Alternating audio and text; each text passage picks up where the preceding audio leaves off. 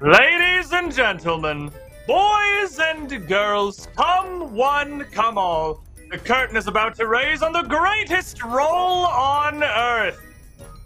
I am your host and GM, Squiiddish, this evening, and I am joined by a fantastic cast to create all kinds of loosely circus-themed shenanigans for each and every one of you.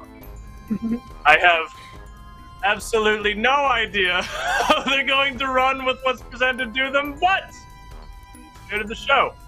The curtain rises to play with the cowards you don't. So must go on. After all, no matter what strange and potentially horrible things might befall them. So, what friends do we have? Show them the friends. Good. I want to see the friends. Hello, friends. Hello. Oh, hi. Friends. As I said, I am Squiiddish, and the host and GM of the Two Perception Show, and tonight I am going to be running this Pathfinder 2nd Edition campaign for these fine folk over here. So why don't y'all introduce yourselves? Don't worry about your characters too much. We'll just go around the order you are on the screen there. Let's start with you, Chelsea. That'll work. Hi, I'm Chelseabytes. I am a variety streamer on Twitch, likes to build computers and talk too much. It is so wonderful to meet all of you. And I'm Ignis, and I'm a streamer and a model and TTRPG player. I'm very excited because this is my first time getting to play Pathfinder, so I'm very excited, very nervous, and I'm probably going to mess things up. Do I go next? Yeah, go. You go. Sure, go ahead. Okay.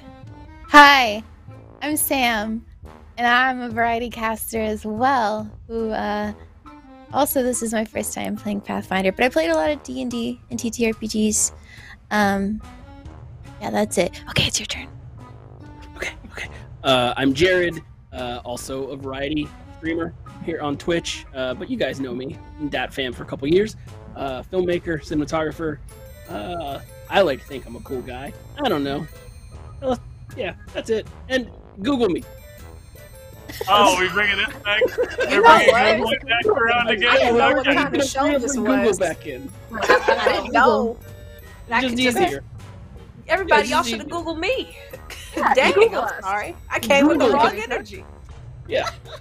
So this is my first time actually on the Dot Network, but a lot of you in the audience that might be familiar, we got a whole lot of various audience participation bonuses that you can engage in. It's not just us and the dice telling the show tonight. With some bits and some tips, you can have your hand in it as well. You can give people some re-rolls, you can sandbag them with some penalties, hell, you can shoot some weird wild magic off of these tables that I made for this express purpose that are probably fine, but I made no effort to balance whatsoever, so they're definitely going to do something. But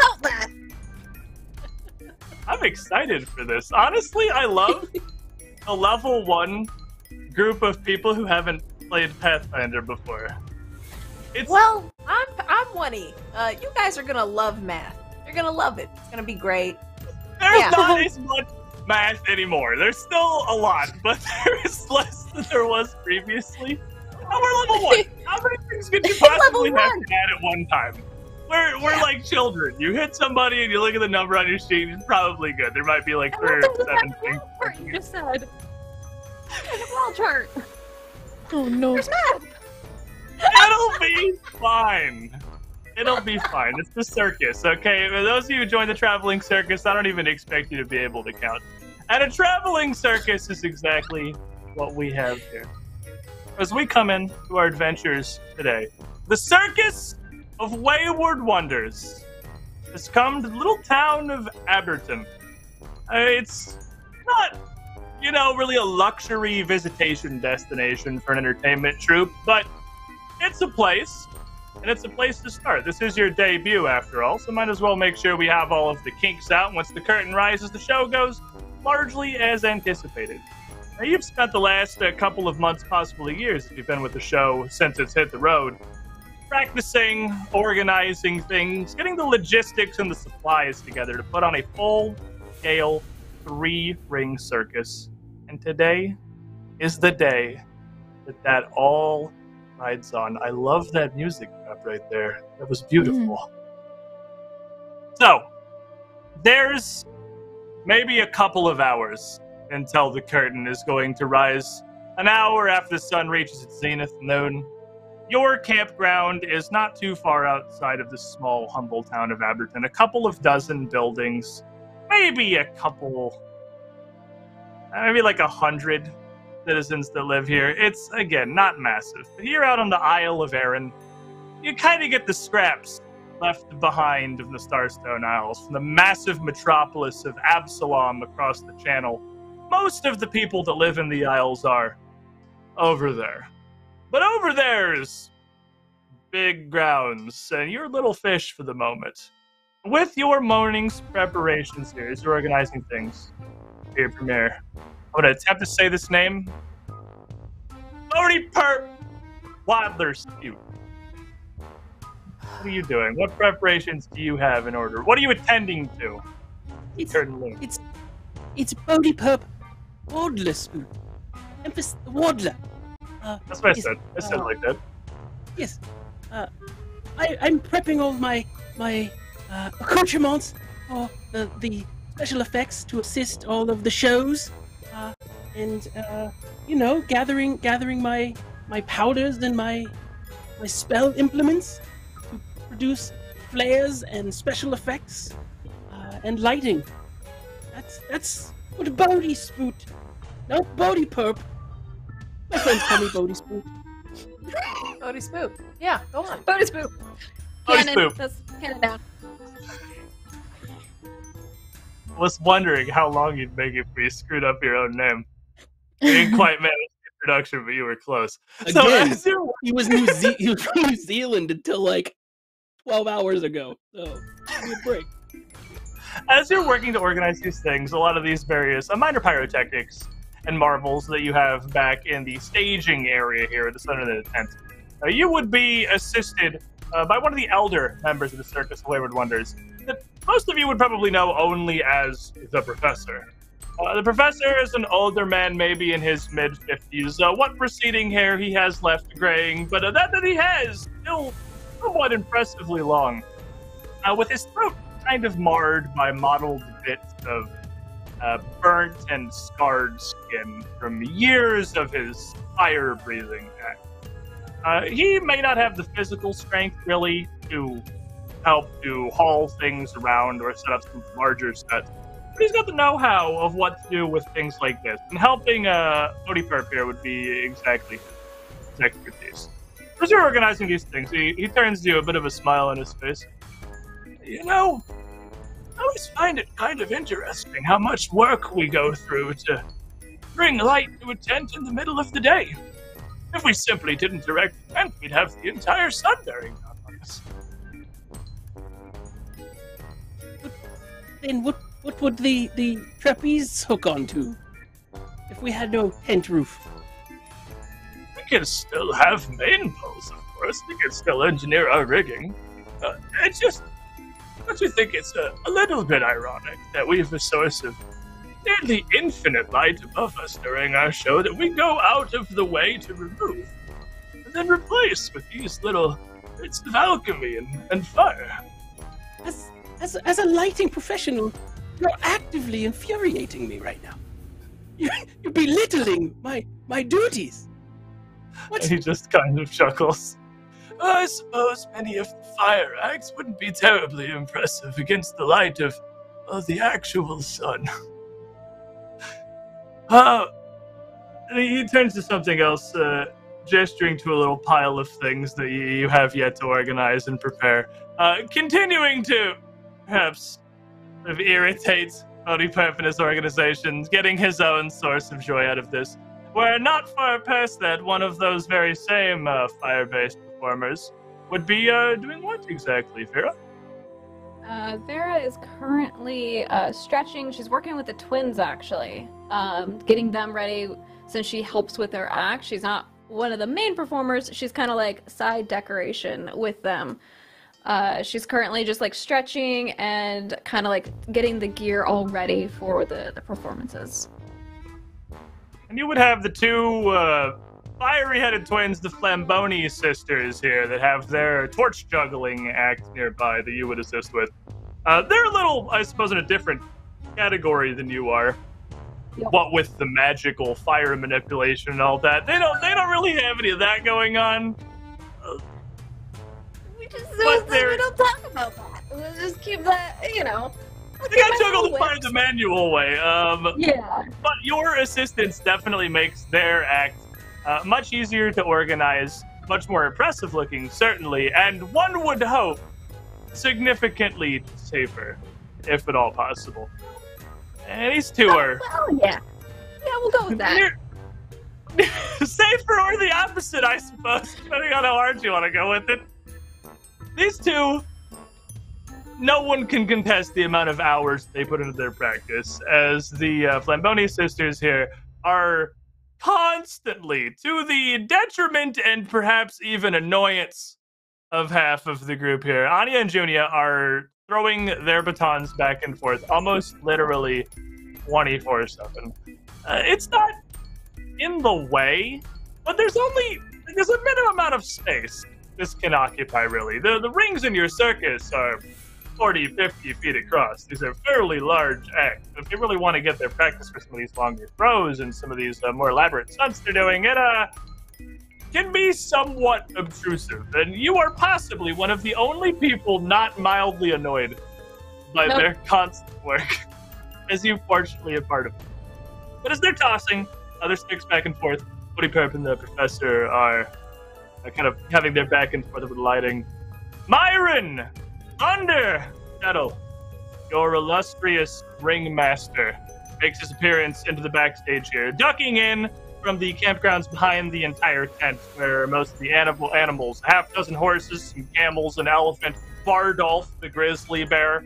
The other half of his performance, unfortunately, is no longer with us. But I mean, we're not going to get rid of the grizzly bear, so he still just gets to hang out and be a part of the circus. Everybody knows Bardolph. Bardolph's great. He comes in. He's the Flambonis. Toss their batons, sitting thereby helping. There's a beaming smile your direction. This booming voice echoes out throughout this staging area. Fantastic work you're putting in there, Anya, Junia. I've never seen something quite so delightful. You're really getting into this perfect rhythm here, and Vera, giving them that extra spark. You're gonna do great. Are you planning on taking the stage tonight yourself? Let me pencil you in. I haven't finalized the schedule quite yet. Sure. Yeah. Mind you, it starts in like 2 hours. So. I'll figure out a routine. We'll figure something out. Yeah. Fantastic! I have the utmost faith in each and every one of you. And that goes for all of you back here who've been preparing this act for weeks, months, if not the years, since we've traveled out from the Celestial Menagerie. This is our moment. The town of Aberton isn't going to know what hit them. And I'll have you know, their very own town mayor is going to be in attendance tonight. Him and, as far as I can tell, damn near the entire rest of the town. So let's give him a show to remember, aye? And calls out to, everyone's a little on edge, so kind of a mixed response. It's loud, but it's kind of half-hearted back here. People are very focused, and while Thunder is certainly an inspiration and certainly a great push behind the group of you, people in the zone right now. Speaking of, let's go down to Sam. How's your zone? What are you up to? Who are you? So I play Ka Splat. And what she would be doing is actually just kind of grooming her beard. She has no need to keep working out because she just has a natural strength to her. However, she's a very gentle soul. She's not what you would expect. And you see her kind of walking around, just grooming her beard and looking at all the other acts, just like, can I help you with anything? Do you need any water? Do you need any a cloth? Do you need me to wipe your forehead? I can wipe your forehead if you need. And you just hear her going up and down, like trying to help people. Just the kindest giant power lifter type that you've ever met in your life. So as you're going and looking around here, there would be a quartet of dwarves that you have. The dwarven throwers, you would know them as, and whether they have actual names is kind of left to mystery, perhaps, because on stage they always go by Hurgle, Durgle, Sorgan, and Vorgan, and you are confident that they don't have the same names each time they go on there. Who is who seems to switch at near random. And Hurgle kind of flags you over. Hi, yeah, Splat, hey, I have your assistance or something over here for just a moment. Okay, and she's scurrying on over. What can I help you with? Around, kind of got his hands together, and you don't see these four terribly serious a lot of the time, but he's looking at a stack of boxes he got back in the corner. Palms together, fingers up to his nose.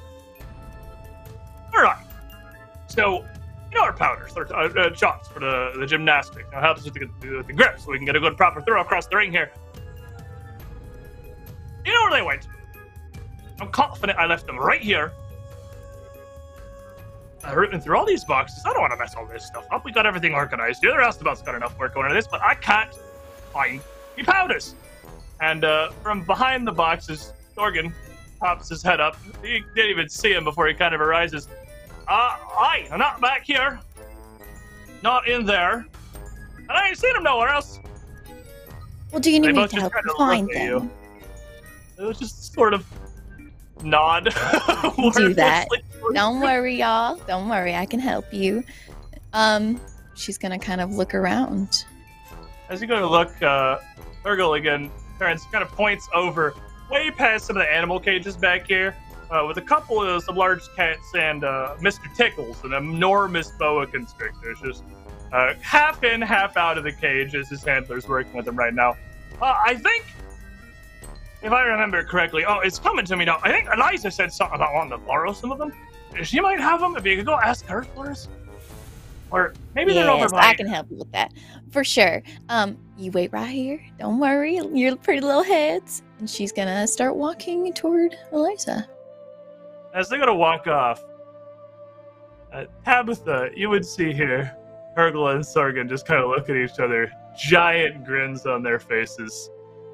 You've been with the show long enough to know that these guys are kind of a nuisance and are almost certainly just wasting Splat's time. But what are you doing? Well, Splat did take my lovely southern accent. I'll have to go with something a little more squarely, more spiny, prickly and whatnot. Now, you fools, you know you left those boxes out of the tent? What are you doing? Wasting Splat's time yet again? They just kind of look at each other, and Hurgle puts his hand up and, like, shh, and pulls out a big old sack from behind her. He's like, I know, I got it. Shh. Are you sure? There will be no rolls for any of you tonight if you keep bumbling around like fools. And he kind of, like, puts the sack back behind him and hurries over to you. Watch. I kind of turns over as Splat is approaching Eliza and Mr. Tickles here. And Eliza, who is next to the professor, tenure-wise, next to Professor and Thunder, one of the oldest members of the circus, who harkened well back into the Celestial Menagerie before you had your schism here to make your own show. And as Splat approaches, I want to roll a d20. Make me a nature check. I don't care if you're trained in it. Do it anyway. Me? Uh-huh. Ooh, okay. This snake likes you very much. I got a dirty 20, baby. You got a 19 with a +1. That's okay. All right. As you come over, this giant snake is sort of winding his way across the ground, and Eliza's kind of baiting him to spin around her a little bit for me. There's some big loop of coils around her entire body. And she turns over, looks at you as you're approaching. Oh, hey, darling. You need something? Yes, actually, she's gonna look back at the other dwarves. I believe that they had misplaced something, and they said that it was over here by you. And she, puts her hand down as she's leading Mr. Tickles around with, and the snake kind of lays down and sort of turns out your direction. And this little tongue flits out. I don't know how tall of a dwarf you are. He's a pretty big snake. He's got a pretty large tongue. It's probably taller than I am. She's gonna look up at it. Oh, hi, Mr. Tickles. How you doing Noodles is today? out your direction. He flips it all the way over, almost upside down, like a dog wanting to scratch his belly there. I'm gonna reach kinda out and just gonna rub his neck. You're so sweet. He really done took a liking to you, Splat. Ain't a whole Well, lot I of mean, people. what's not to like? I can't find myself disagreeing. And over by Tabitha, Hurrican's crossed his arms at this point.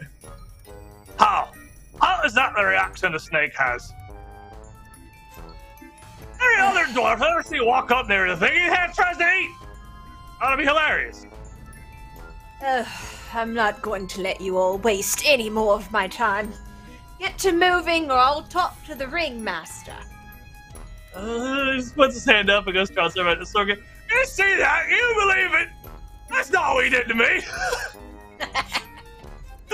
I don't laugh like that, I'm laughing at me. But yeah. Tabitha would just kind of chuckle and walk off. As Thunder's coming around, he is kind of walking this direction. He comes over, looks at the dwarves, turns his attention back to you, and just kind of leans into Tabitha. They're not bothering you, are they? Not at the moment. These rolls and these croissants won't make themselves, so the kitchen will be pretty hot and quite a bit, because Splat likes to eat. After that curtain race. Hordes of cupcakes. Huh? Are you saying? And we blow the pants off of Aberton. Your fantastic feast is going to be just the thing to hit the spot for all the good folk in our circus family here. Gods know I'm looking to it about as much as anything else. About as much as the coin purse that'll come out of this, truth be told. Oh, is it ever a question? I make the best food in the land. In the world, even. One day, the universe. I like your spirit, Tabitha. It's beautiful. Don't let any of these hooligans, as he calls out to the dwarves, or any of the other performers here make you think you're any less than the rest of us. I live for this. Oh, and I can smell myself living for it now. I'll get out of here. I don't want to interfere with the creative process. Smells like a masterpiece brewing. As it should. As it should. Massive smile on his face, kind of turns and traipses away from this, almost floating back away from your station here. You have several other acts across your circus that have joined with you. We've covered you and 3 more of them. But alongside them, you have the Kambali family, a family of 5 tightrope artists that work. You're not going death-defying sky tightrope or anything like that, but a few feet off the ground still with some safety nets, and the entire family performs. Down to the youngest, their 9-year-old daughter, part of the act as much as the parents are. You have your newest member of the cast here, whose name I am not going to screw up, Axel's amazing aviary. Lad, only 18 or 19 years old, who has hung on to the circus for the last couple of weeks. Kind of just sort of showed up on his own and very desperately wants to be included in the show. And even now, as Thunder walks away from Tabitha's stand, you can see Axel veering off from his trajectory. Several pigeons set up on his shoulders, several more just kind of hopping after him as he goes on this course to intercept Thunder. Certainly once again to plead his case to be allowed to perform in the opening night. He wants it so bad. He wants to prove himself. But he hasn't been allowed to take the stage yet, not even in some of the small practice shows on some of the farmsteads and everything nearby. Not really sure why. He seems a nice enough kid. But finally, the headliner that you have hired here, Mordain the Magician, is off a little sort of on her own. Well, save for her halfling assistant Klaus, of course. She has a massive glass tank that she is standing there, arms folded, as Klaus, clipboard in hand, big checklist, is going over a whole bunch of things with a couple of roustabouts and a huge pile of supplies that one act could not conceivably. There is time for practice and preparation, but as the show looms and people start to gather around the tent here, again, it's not a massive destination, and shows like this aren't something Aberdeen gets very often. Already, throngs of the good people of the town are making their way around the tent. It was only erected yesterday, after all, attempting to make this as big of a show as possible. Wanted to make sure everything was in order, but until the last possible moment to actually raise the big stop standards. Some of your sideshow is out in front. The professor would have headed off, along with several of the others. Cubby, the dog-faced dog, the unjoined twins, your sideshow of everyday wonders, as Thunder likes to call it. An interesting sort of group of acts who aren't incredibly... It's not the freak show, perhaps, that you would expect from the sideshow, but just some very ordinary people. Again, the unjoined twins are just perfectly regular twins who spin a story of their separation at birth, the odd coincidences that each of them had gone through in their independent lives before they finally were brought together only a few years ago. Cubby, the dog-faced dog, was just a dog. He's a good boy. Everybody loves him. Cubby's great.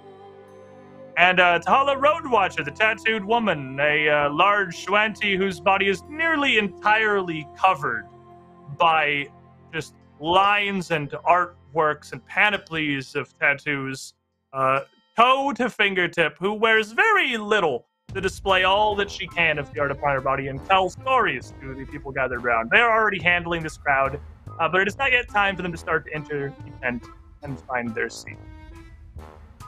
There is time, of course, for one last fine meal outside, and I imagine as Tabitha finishes their preparations here for the lunch, there won't be much time left before the curtain opens. Unless there is something critically important to be tended to backstage, surely everybody is going to want to get their bellies full before they go on. But the question remains, whom's exactly going on? Thunder's notorious for this. Planning is a bit of a nebulous affair here in the circus. Thunder really likes to play things very much by ear, often not finalizing the show order until immediately before the curtain rises.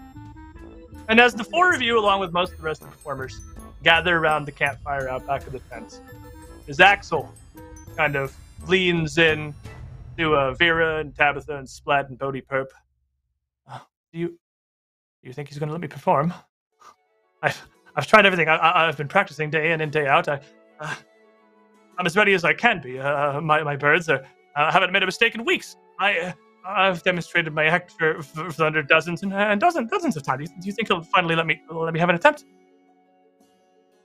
Splat's gonna be eating a cupcake. I'll give Splat their cupcakes. And I'll look over at Vera. Vera, was there anything you wanted special order?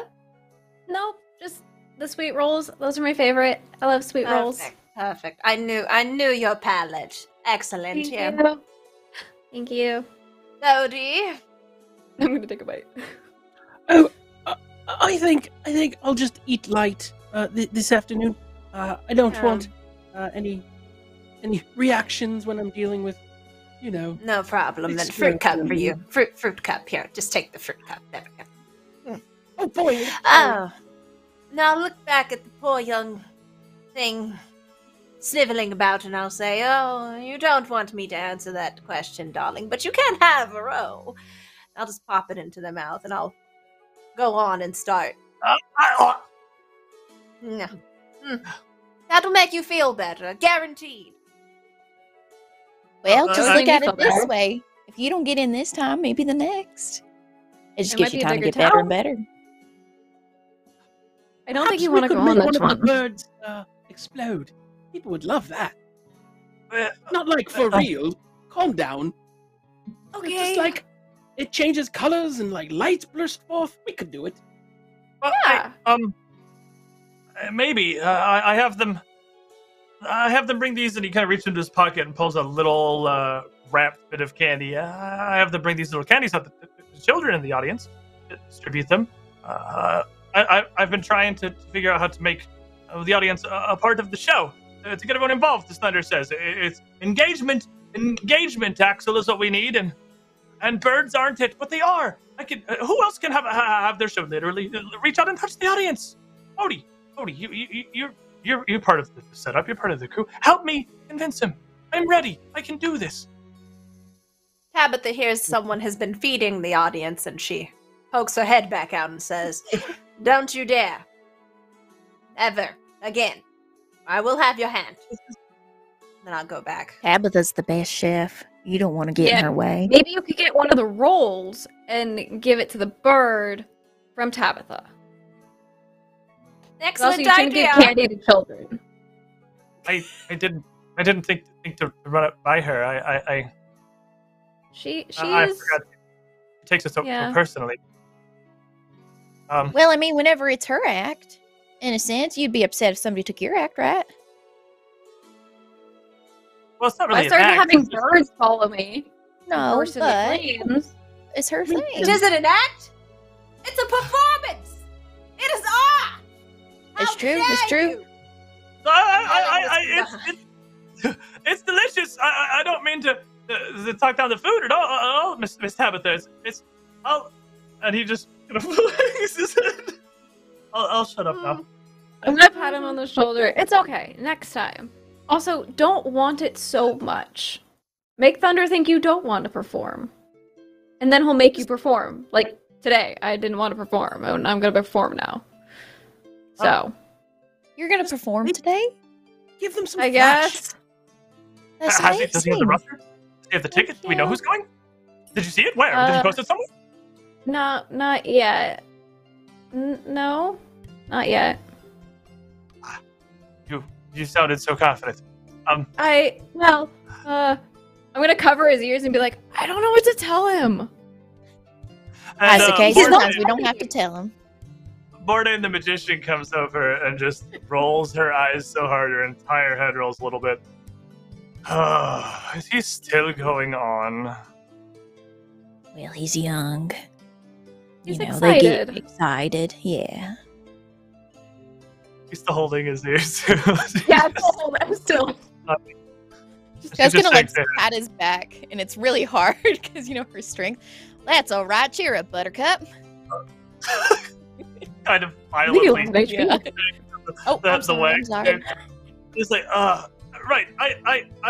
A couple of birds fall out from under his cape. I should go. Just kind of scatter. Not dead. They just like drop and kind of hop away. Why are you dropping birds? I'll go. He gets up and kind of tries to follow out like he's chasing chickens to the yard here, trying to sort You're of already corral losing them. your act. Bourdain just shakes his head. Ridiculous. Maybe you could perform with the clowns. That's hilarious. You hear that? Can I have a roll for you, Axel? You can be the backup when something goes wrong. Well, Such an idiot. I don't know why Thunder even bothers keeping him around the show. Why string him along? He's not ready. he has a couple of years. We're just starting out. Give him a little time. A little bit of I'm time. going to come right back out, and I'm going to say, I have to agree. Why keep lying to him? Now put That's a still whole a roll. plate. Oh yes, more rolls, more Thank you. kolaches, or pigs in a blanket, as you all would call them. Ooh, Who's ready for a show? not And, me. Oh, Bourdain you kind guys of- don't really sound excited. It's not so much excitement. I know I'll perform and they'll love me. I'm the headliner for a reason, after all. See, you all need more of that energy. It's wonderful. Well, I mean, Well, I like I you, just grow my Tabitha. beard. And Yeah, you it's also selfish need a talk, very yeah. wonderful beard. Yes. Hardly an act, is it? More of a sideshow. Can you grow yours this long? Do you got Why muscles this was big, baby? Want a thumb wrestle? It turns to her halfling and just sort of gestures at him, and he just shrugs. I don't know what you want me to say, Miss Bourdain. I mean, are He's you got a a point. chicken? Are you Axel's birds? Come along! And Bourdain just stands up and gestures to her halfling and heads back in and just strides away from the group back towards the Yeah. just turns That's at her all How the lonely. does train your does. does? Like, ah! Oh, that's so funny. Can I You two wanna roll wrestle me- you? You want to roll me some athletics checks, you two? Yeah. Roll me a d20 and add the athletics modifier on your skills. Who all of Because us? it would be Sorry. hilarious if you're a win. 11. I got Sorry, an who is it? 11. I'm gonna thumb wrestle you. Me? Oh god. Okay. You're gonna break my Perhaps thumb. smaller. You know what's funny? I rode so poorly. I also got an 11. Even with my +7. It's a surprisingly I even like mess here. It's very strong even. feelings. Have you been working out? You use my dumbbells, huh? I might have. Oh, I like gosh. to think that Splat is so jacked that her thumb doesn't have a ton of mobility. So No, it's like so swole, so you're just getting this. there's only a joint in there. It's just kind of a big lever. It looks like we're gonna have to do this again later. Figure out who's the real winner. Exactly. So the group of you would spend perhaps the next hour out here eating, reveling, just kind of waiting. Relaxing before a show is a big important part of this. You can't really, well, axle, as the show has, as the family has come to call it sometimes, sit there and get so burrowed into your own head that all that stress and fear build up. It's not good. Not conducive to a good performance. But slowly, one by one, your performers would start to trickle back inside. Your roustabouts would move in to start to organize things.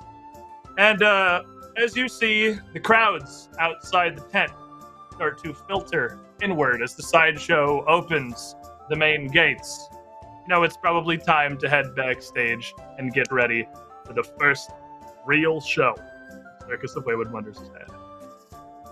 A group of you make your way into the staging area to see most of your other performers gathered around a little off to the side, towards the eastern end of the area, kind of like in a large huddle. Possibly readying, possibly some final words of encouragement. But as you come backstage, it is oddly quiet. You can hear a low rumble of the crowd on the other side of the curtain outside. But there was nothing but kind of low whispering and gossiping going along this huddle here. No one's shouting encouragement. No one seems to be taking the lead. It's just a gaggle. And this is the crowd, and this, or is this our performers? This is your performers. This is backstage. This is your guys. Okay, backstage. If I'm sweeping by them, I'll say, this isn't good energy for the crowd. What are you all doing? And probably Eliza, nearest you, turns around, just kind of shuffles about on the spot. You can see her makeup that she had taken some time to perfect is sort of streaked with tears down her face. And she just looks at you kind of hopeless for a minute. Oh, we can't have that. What are you driveling about? Thunder's dead! Turns and motions towards the middle of the group. And you can see in the center of this a body contorted as if caught eternally in terrible pain. And Thunder, your ringmaster, warded in purple and dead on the ground. No! Oh. And I will gingerly place my rolls as if they were made by God's tears onto the table. And then I will look and inspect and ask what happened. I don't know. You found him like this. He started coughing and sputtering up, and then he just fell over, and it only took a few seconds. And you see the rest of your performance, some of the roustabouts all gathered around. You can see them all similarly stricken expressions on their faces. Nobody really knows how to proceed here. What do we do? No one touched that man. No one touched him. Back away. Clearly there's something disgusting going on around here. Do you want me to Did try to he stretch eat him something? out? And I do. And I might want to. Oh. He's gonna get And stiff. they make a little bit of space around the scene here, leaving you a few feet of clearance around Thunder's body. His eyes, red shot through them, near bulged out of his head, his face swollen on the ground. It's a wretched sight, to be sure. I'd like to good. check and see if there's some sort of poison going on here. And as you come to kneel down to check, you hear the voice of the professor kind of call out from behind you. There's no time for this. What are you all standing around for? Professor, someone's something dead. terrible has happened. Sort of turns Yes. and looks at him. He's looking at you, and he's looking past you at the body. And you know the professor is Thunder's oldest friend here. They go way back. Have you seen that crowd in the tent? We've never had the tent packed this full. It's a show to put on, and we have to find a way to do it. Finish your makeup, into your costumes. The show must go on. Nothing we can do now is going to bring Thunder back. The best we can do is put on a damn fine showing in his honor. And then do whatever we can for him after. Yes. And he motions to Roadwatcher. Or I guess she'd be out front, while the other roustabouts nearby. Help her. Fetch a sheet or a blanket or something. But we've asked to perform. Now, get to it, everyone. I sidle over to the professor and I say, "Are you sure this is wise? Someone has died in front of us. This is He looks going over to to you.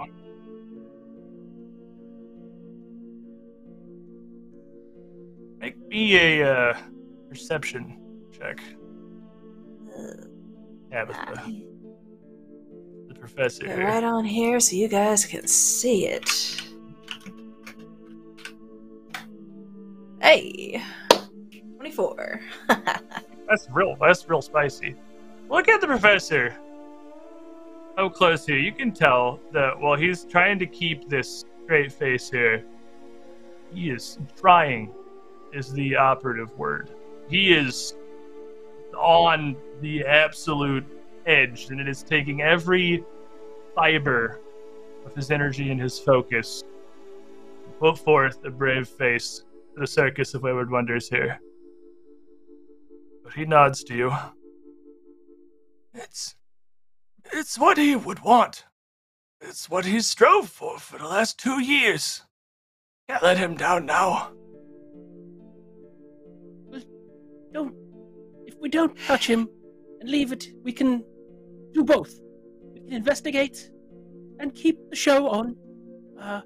Obviously, one of our major hurdles here is now we've no ringmaster to set the show and kind of lead the train.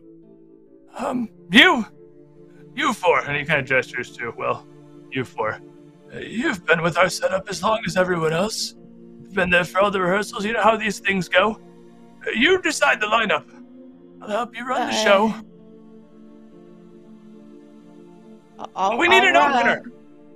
Pick an act and we'll get them ready. Are you sure this is wise, Professor? Do we have another option? I mean, we can cancel. Your friend died. And then do what? Our whole family here Make a funeral. From this show. If we don't put on this show tonight, we don't have the money to run this again. This has to be a success. That's right.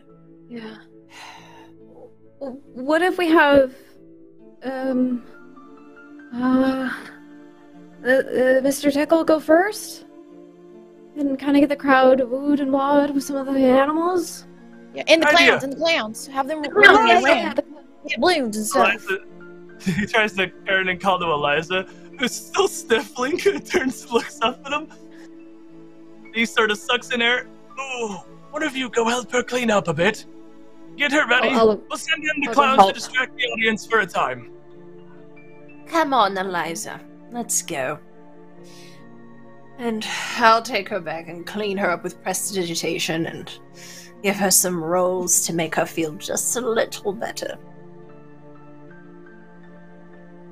Your clowns quickly get their things together, get some props, and bumble out of the curtain to go buy a bit of time as you organize the opener here. But it seems like this show, well, you're going to have to run it yourselves, my friends.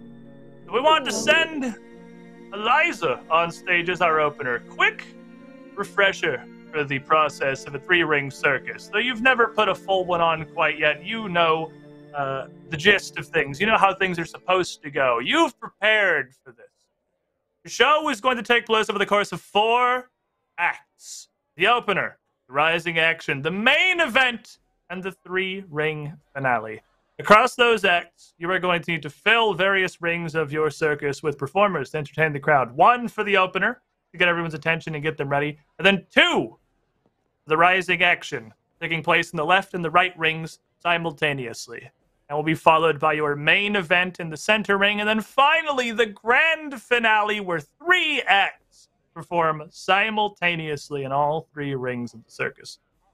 Now, each act that you can send out, you can send yourselves or one of your 6 allies here, like Eliza. Sounds like she's going for the opener. They can go out and perform, but that is a lot of setup, a lot of prep, a lot of effort. It's not really feasible to expect any performer to take the stage twice in a single show. So as you go to help Eliza clean up there, Tabitha, what are the rest of you doing in light of this discovery here? What is... please remind me, the enthusiastic young magician. What's his name? Axel, the bird guy? Axel, yes. What is Axel doing? Axel is probably set on a crate in the corner, with all of his birds literally just strung out in 2 lines to either side of him. He's pretty new to this. He's not very close to Thunder, because he didn't come with you guys from before. He hasn't known him any longer, and he's been here pestering him to go on, so he doesn't have the personal connection. But he's clearly a little shook on account of, well, nobody takes what just happened terribly well, regardless of how close you may have been to the victim. I'm gonna go up to him and be like, can you join the clowns? Are you okay? Could you perform tonight? Yes, I'm ready. Okay. I could do it at a moment's notice. Any way you need me. Me and my birds are prepared, ready for action. Watch. And he puts his hands out to either side, and with a quick flick of his fingers, the 2 lines of birds fly up gracefully, almost forming a web as they intersect to land down on the opposite sides of him. Ready? Ready? Okay. Ready. Bodhi.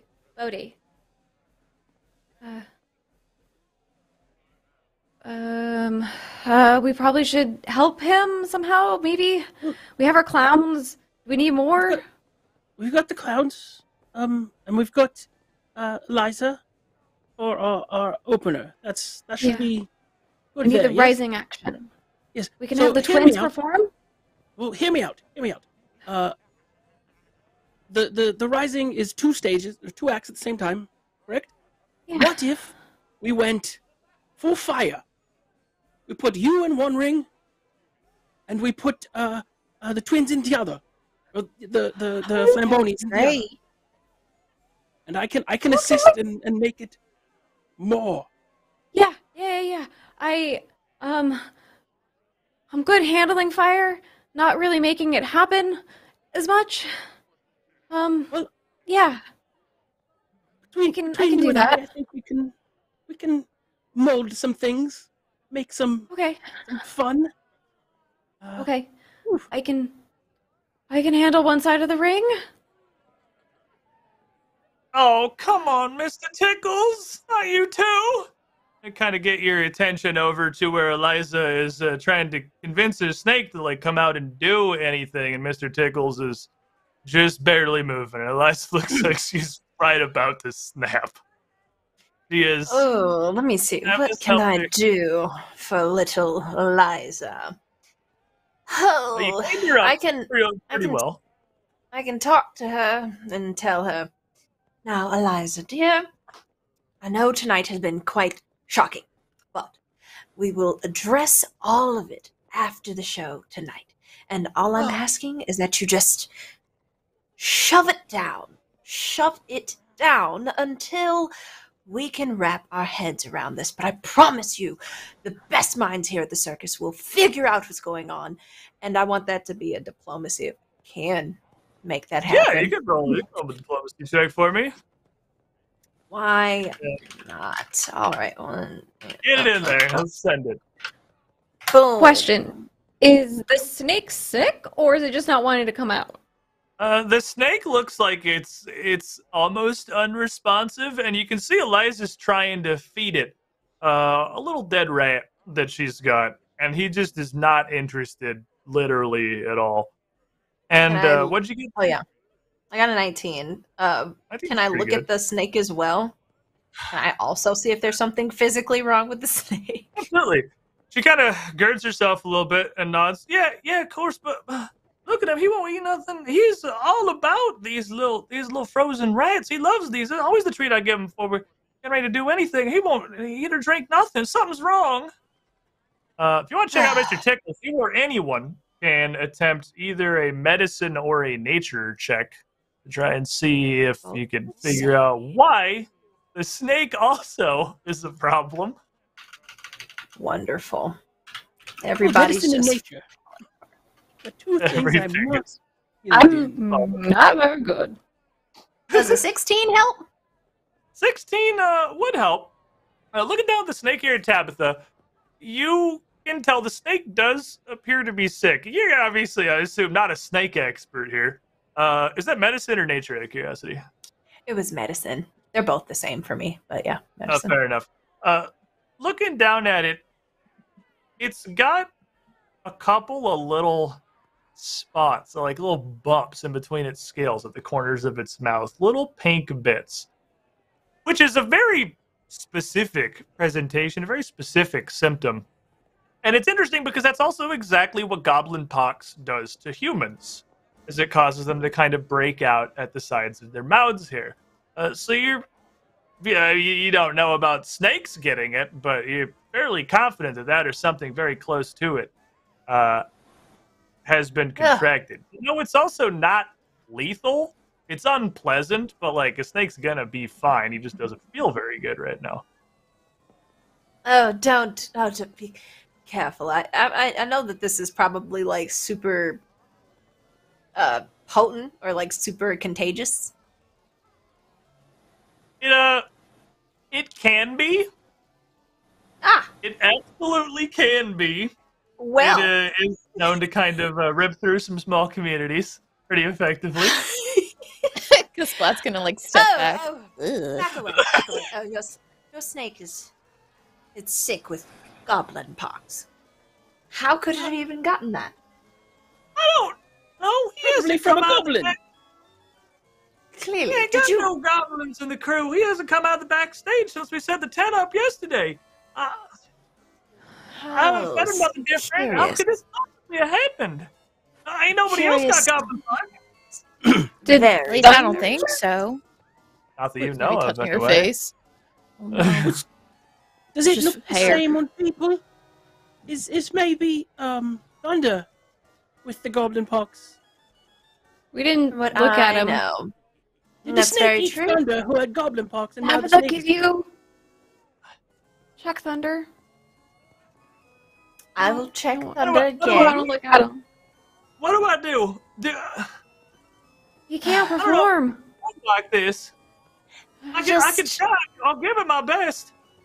Make sure to keep him hydrated, but also handle it with gloves. Okay, we need to stay sanitary. I'll go look at Thunder yet again. Do I see any of these pops? So On Thunder's face. you go over to look at Thunder, and Eliza's gonna take her snake out and go perform. She's gonna go do her best. Eliza, don't take the snake. Wait, the snake is sick. What if we take Axel and have him open instead of with the clowns, so Eliza can stay with the snake? Axel kind of perks up at this, looks over your direction. Yeah. Yeah. Eliza. It'll need to go wrong. At minimum, they can laugh at the birds. Yeah. Don't Yes. feed them candy. Do not feed Right. them the candy.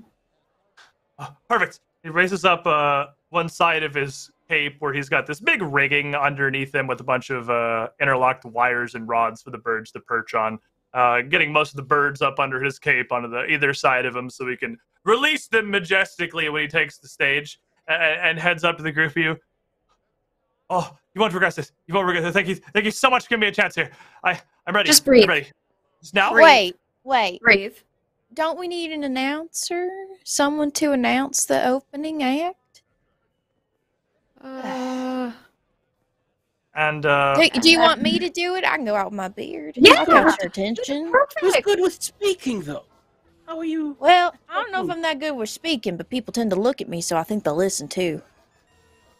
I mean, there's a certain amount of sense there. For sure. either way, Okay, he's y'all take care. kind of bordering on hyperventilating. You move up to the curtain, and as Splat pulls the curtain back to show you have a massive 3-ring tent here, well over like 200 feet across. It's a pretty large space. Your stands packed like you've never seen them, with what appears to be the whole of Aberton. And as Splat steps to the curtain, Axel steps up and sees it. You see his face just go white. Oh no. Oh no. I Oh God, no. And he staggers back from the curtain a little do bit. I see this? He would turn around to the group of you and it would be plain as day that I'd walk over with a chocolate and I'll here, eat this. And I'll touch him with guidance. And hopefully that'll jolt him out of whatever this is. Hey, Bodhi, do you got any like light show tricks that you could do? Maybe that can distract the people for the beginning. I got my still out tricks. doing cloud stuff, being a nuisance. I've also got one thing. If Tabitha's push doesn't work, I could make him quite rambunctious and active. Oh. But it could kill him. Well, that's okay. Let's Show must go not. on, right? Well, we don't want to kill 3 people. Well, I guess the snake isn't dead Well, Hey, yet. who was mean- the second person killed? Oh, We don't have What is going on? Where's our opener? What, Axel? What is wrong? And Axel just his chocolate in his hand. He's kind of starting to smear on his fingers as he's just sweating all over. He hasn't put it in his mouth yet. Axel, this is the circus, and we all risk our lives every single time. Some are playing with fire, and you can't take a risk. You want to be a part of this show, right? You want to, any of you attempt to Can I diplomate intimidate him, perhaps? You can absolutely intimidate him. Bully him. Bully this nerd. Get him out there. I got a 23. Wow. I'm like, I've got veins like coming through my neck, and I'm just like, Axel, Because you said you want to do lose this. Right. Okay. Right. And he just throws the chocolate on the ground. Whew, and he turns and just strides out through the curtain. But wait, no, hang on. I gotta announce you first. Right. Here we go. And just holds the curtain for you. Walk on out to the middle ring, I guess. Is that where they would stand? The middle ring for the opener, and he would come behind you.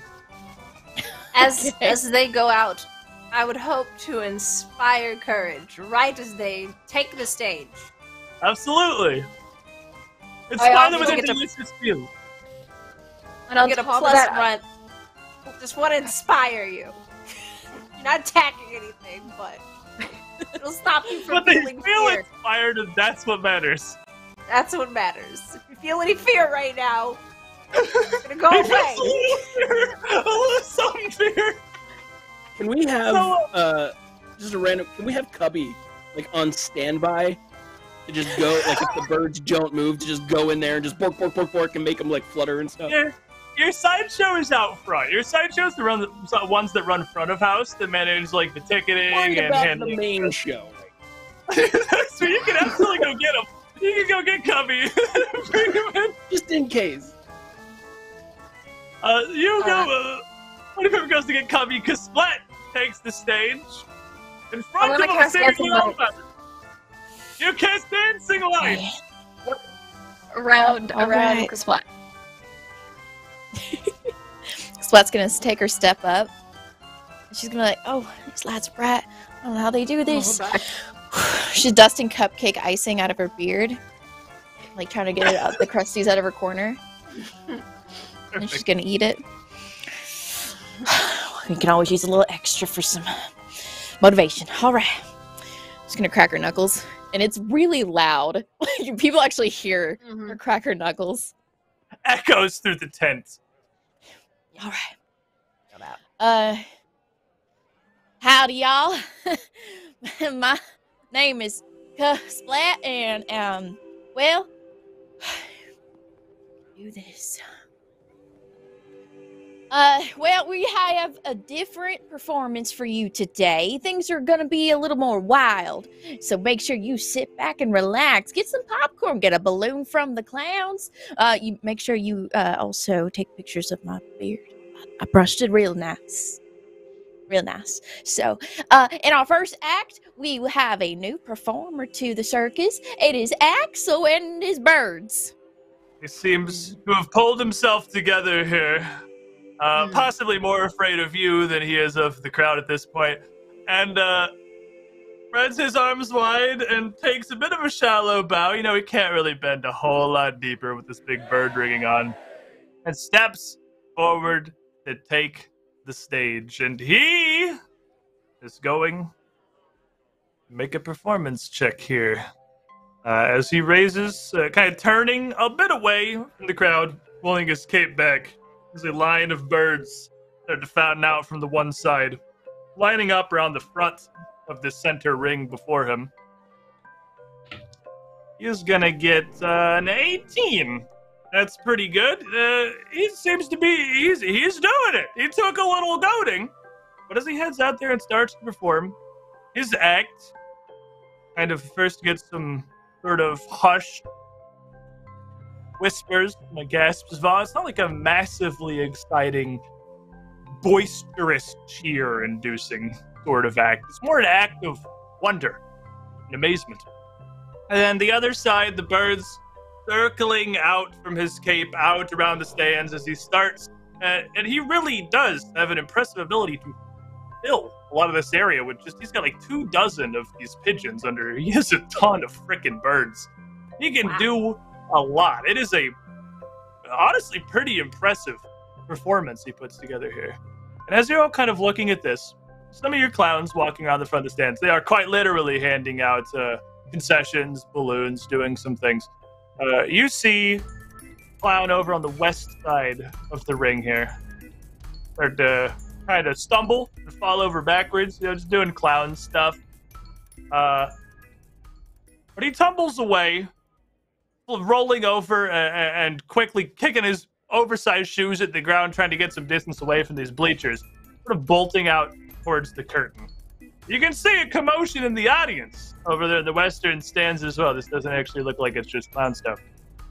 The clown rushes up to the backstage curtain where the four of you and the professor are all kind of, and a lot of your other engineers are around. Painted face and all. Comes up, snakes, the snakes in the stands, hordes of them, please help! What do you mean snakes in the stand?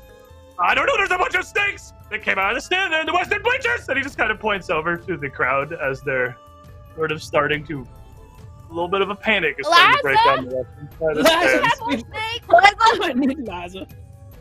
And Eliza's still working with the tickles, just kind of started him into moving I'll run over to Eliza. Yeah.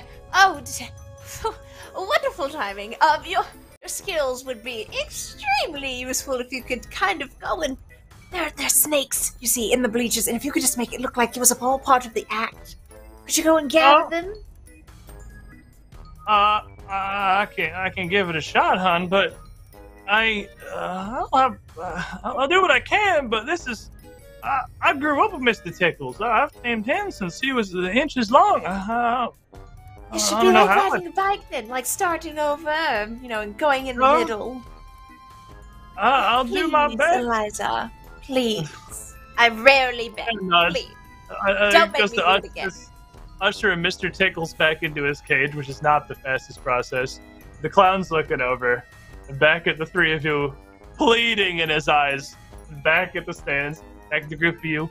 Can you do something? Splat, can't you just mush him? Yeah, of course. Eliza? Come on, Mr. Tickles, get out of the way. Get back in here. He's not moving fast. I'll deal with Mr. Tickles, and I'll sit down with Mr. Tickles, and I'll soothe him. There's a soothe thing that I can do, and it doesn't heal whatever disease he has, but it goes ahead and it basically makes him feel a little better, so he can move a little faster. Let me pull that out for y'all. Right. If you're talking about the spell soothe, you could do that. You could also, since you have identified he is sick, you can use the medicine skill to just attempt to at least treat the symptoms of what you see to make him feel a little bit better.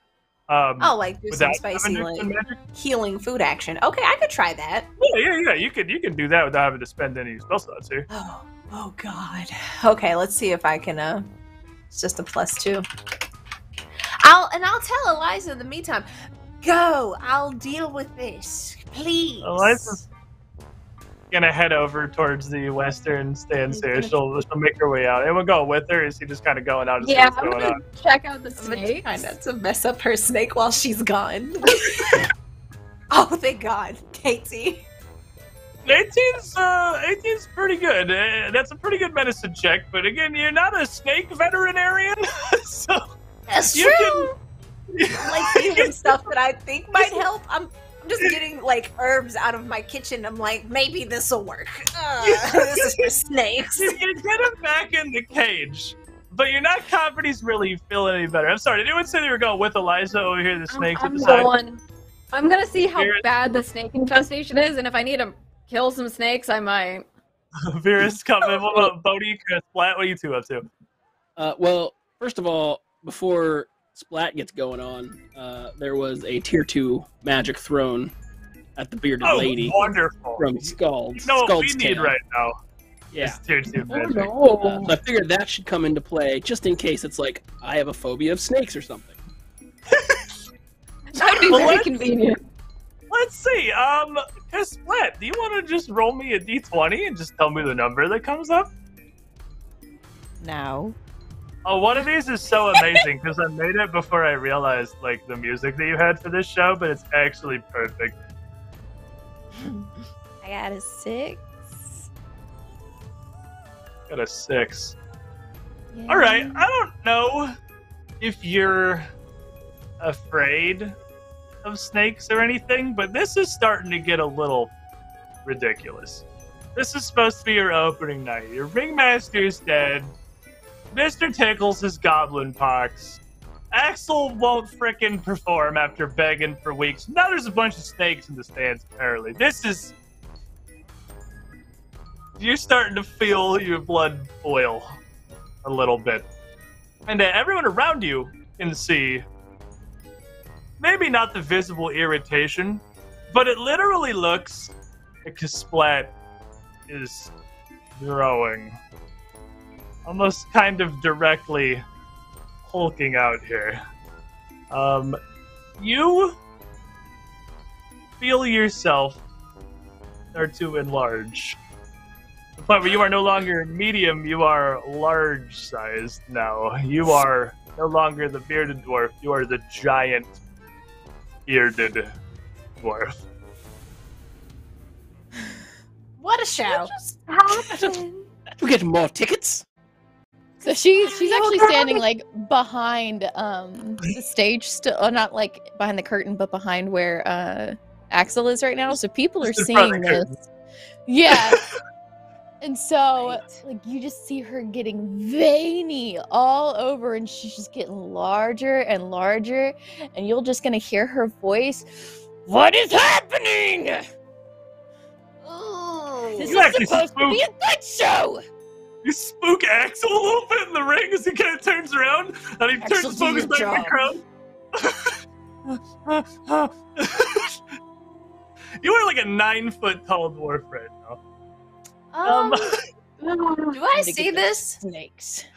Pretty hard to miss, I'd imagine, yes. All right. I cast message and I say, all a part of the show, Splat, let's calm down. This is a debacle. Down. I'm your conscience, and you are calm. Yes. Why does my conscience sound like Tabitha? Don't think about it too hard. Just relax. Talks back. I am your conscience. Are you My okay? conscience. You want more cupcakes? Oh, cupcakes. Yes. You see her just like calming down, Oh, good. slowly going back to her medium size. Cupcakes. Cupcakes! Tabitha! She's gonna walk behind the curtains. I have a sudden craving for cupcakes! Oh, how wonderful. Oh, I always have some on the tray. Just go grab them. I'm just like Thank God. shoving this snake into its cage. Are you okay? Cupcakes. Yeah, no, I'm Peachy Keen, baby. She's Good, reaching and okay, grabbing good. cupcakes. Love me some cupcakes. Wonderful. I'm looking at the professor right now with these really wide eyes. Is this what you He's want? looking at you with pretty wide eyes, I'd imagine. You're gonna take control of the situation for a hot second. Why isn't this part of your act? That was As what? amazing. Uh, He just sort of Oh, looks at Professor. Tabitha. You saw that too, right? Yes, Professor, Oh, I saw totally. that as well. what's about these snakes? Oh, I'll do something about it, I guess. I want to grab a sack, just like a burlap sack, and like follow after Vera, and like just kind of like try and scoop them up into this bag somehow, like with my staff Well, on I'm one not end. touching them. I'm gonna cast magic missile 3 times and just get rid of some of the snakes. Boom. why did you come over here? And you see this painting starting to kind of sprawl out to the bottom of the stands. You can see a couple of what are not Mr. Tickles. They're not huge boa constrictors, but are relatively frickin' large snakes. Like these Oh, are a big couple snakes. feet long. These are fairly thick around, big green Not touching.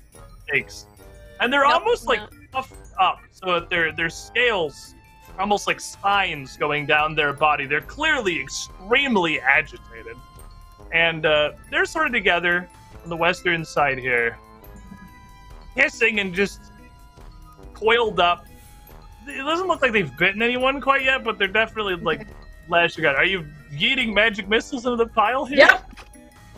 Standing on near the west stage, and I'm using as part of my act, bringing over my dancing lights to make it very showy, and shooting magic missiles at them to try and get rid of them.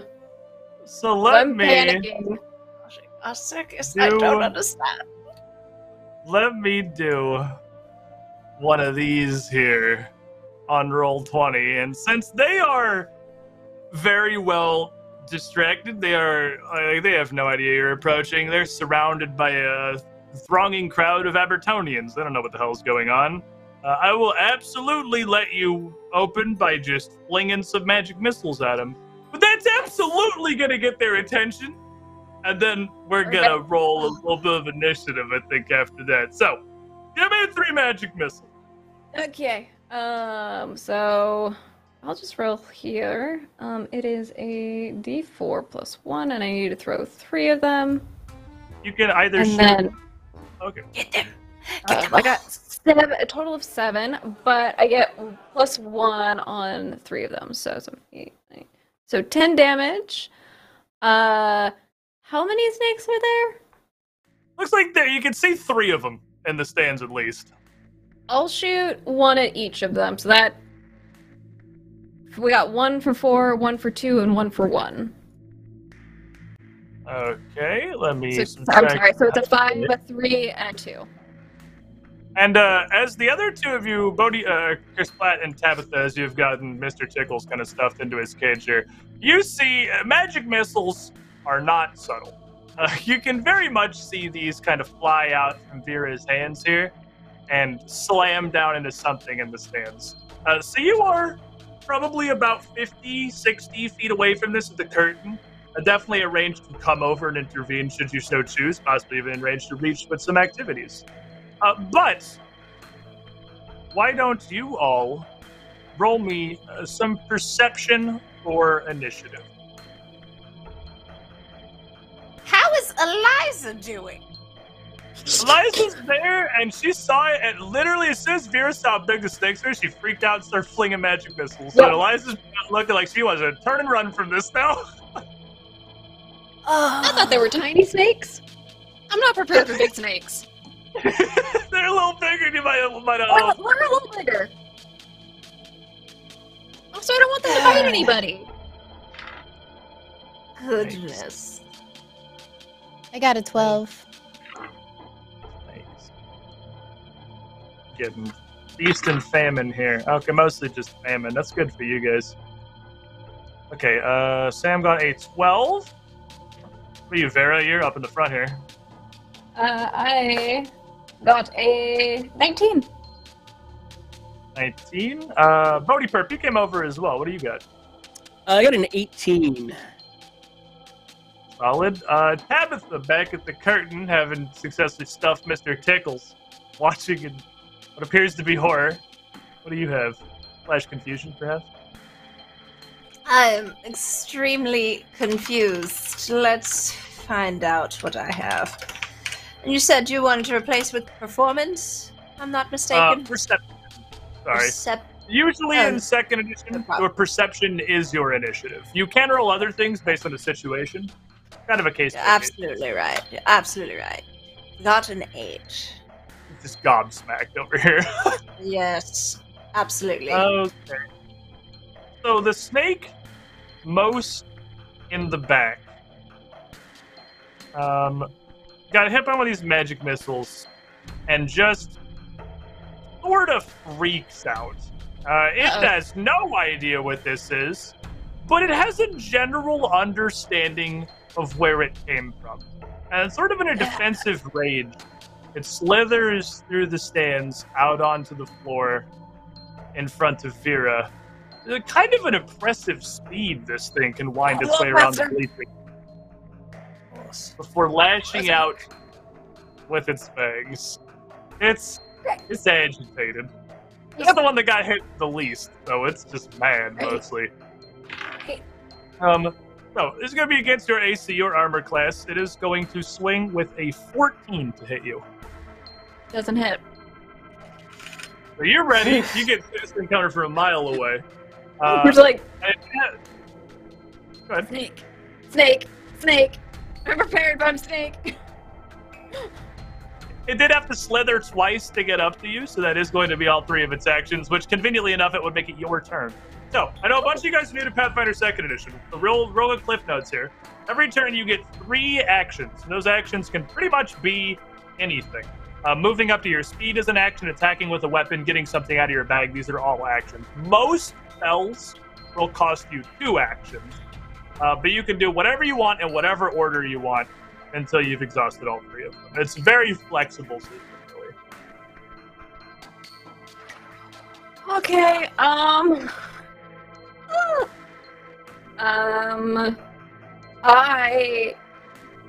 want to move away. I want to get away from the snake. I don't like how close the snake is. I know we only got so much map here, but realistically, there's plenty of space to your east that you could fall back towards the curtain. Yep, I'd love to do that. Can I do that and then fire a magic missile again at it? Absolutely, you can run back and fire the magic missile. So what's your speed? 25. The circus is going down. So you can move 25 feet back, which gets you a little off screen here. And then you can shoot 2 magic missiles with your last 2 actions if you want. Yes, I will get rid of that. So I'll do 2 magic missiles, and so let me roll the die. You pump both of these into this snake that came at you? Yeah, I only got a 4 total. I did 2 and then +1 on each. 4 as 2 more of these magic missiles for 3 slam in this snake. They're fairly large. These 3 magic missiles will hurt it, flip it around on the floor against the floor a bit as it kind of writhes. But that's not gonna stop it. It's definitely still flailing and just generally upset with the situation. That'll be 3 actions. How about you, Bodhi Burp? Ooh, okay. I still feel like how big are these? Like, if you had to put a weight limit on these snakes. If you ask me to have any concept of what a snake weighs, I don't know. I don't know what a snake weighs. I feel like I'm gonna get this hilariously wrong one way or the other. I guess they're probably they're pretty large. Probably like 6 to 8 pound snakes. Like, Okay, all right. I don't know what a snake weighs, man. Yeah, It sounds like a needed. snake weight. Sure. Sounds like A a snake green weighs. anaconda can get up to 30 feet and they weigh 550 pounds. So Holy crap! Maybe I lowballed the hell out of that. They're not anaconda big though. They're like a black garden snake weight. Let's go. Let's go to 8 to 10 pounds. So I'll up it a little bit. Let's go 8 to 10. So it's too heavy to do my initial plan. I guess what I'm going to do is just kind of look around, and I'm sure people have kind of scattered from these snakes at this point. People, the bottom half of these stands are pretty clear. Anything left behind, like a handbag or a cane or whatever, I'm going to use a telekinetic projectile to just kind of whip at the snake with the intent to knock the snake out so I can put it in the bag. I don't want to squish the snakes. I want to get them in this bag that I'm holding. Fair enough. So let's call snake, not the snake that's like right in front of us, because I feel like that one's got a thing going on already. But maybe the snake higher up on the bleachers. I'll whip a handbag at it telekinetically. Lap. Which is a hit roll, I believe. It is an attack roll, yes. So it is a 17 on the die plus 7. no. So I think that hits. I'm gonna guess. Absolutely gonna hit. If it doesn't hit, you guys need to leave immediately. Is a 24 a critical success? 24 is just barely not a critical success. Oh, fair. So we are doing 1d6 plus my modifier for a total of 9 damage from a handbag. Or- She kept a lot in there. Alright, yeah, that's a pretty hefty handbag, and as that slams into this snake here in the bleachers, it is going to slam it in between the seats and where the feet, I don't know, where you put your feet in bleachers. Knock it back underneath the bleachers, and it just kind of flops down. Not moving for now. That's one less snake to be a problem. And then with my one final action, I'll like open the bag and have it ready for anything that comes near that I can just kind of swoop down and get it up. Okay. So, Kasplat, you are back at the curtain here. You can see this happening. You can see one of these snakes now clearly in view on the ground. You're maybe 40 feet away. Okay. So on Pathfinder, where do I find how many feet I can move? What's my speed? We use speed. Which Yeah, on Path- where is that? looking at your sheet, or are you looking at the site? The sheet. Or, well, yeah, Oh, the Path Builder. Yeah, it's right at the top where you see your size. Right under plan, level, XP. Okay. There you go. Okay, thank you. Sorry. Oh, you're good. So, she's gonna have, of course, heard first, and then looked over and seen what's going on. And she keeps like a battle axe back there. You know, you never know who's gonna be a hooligan. So she's gonna, after she's like finished more of her cupcakes and has gotten more icing out of her beard, and she's got like a knot of icing now. That, dang it, I just shampooed. And she's just gonna leave it there. She's gonna run and grab her axe and like hulk it over her shoulder and be like, "Well, duty calls, baby." She's gonna run outside. Only go 20 meters. So since I can't go 40, I also can't see my. Oh, there it is. Never mind. You're like 20. Your speed 25. You said 20. 20. 20 would get you like to the edge of this as one action. You can use another action to move. You can use several actions to move it. Yeah, you could literally move 3 times and go 60 feet around if you wanted to. Oh heck, that's new. Yeah, there's no limit to repeating actions, unless the action says there is. No different. Okay. Then I guess I'll. Oh. Can you move my thing? It's giving me trouble. There you go. You want me vaguely there, I figure? Approximately. So as you move up to this snake here with your second action, as it's kind of writhing on the ground, it is going to sort of reflexively slither back away from you as a reaction. Okay. Can I try to throw my axe at it? Absolutely! Alright, cool. It's gonna be kind of improvised weapon. It's not really meant for that. You're more throwing a large hunk of metal, but you can absolutely do that. So, okay. What do you have me roll? I believe in you. Make me an attack roll. You're trained. That's gonna be 3 plus whatever your dex modifier is probably what it'll end up being. If it matters, there were a couple more donations. So that's more. I was getting to the one you told me. Yes. Skull's Tail donated to give everyone an additional 1d6 on any future roll. So if you need more to hit this thing, you can roll an additional 1d6. And then okay. I'll let you deal with that one. Thank you. So roll me. Sorry, what did you tell me to roll? It would be just roll me a d20. We'll see what comes up and see if I need to bother to do math. If you roll like a 19, then it doesn't matter. You're gonna hit it. I rolled a 19. Yes. 19. You will absolutely fling your axe, and it's not graceful. You're not throwing the axe into the log blade first.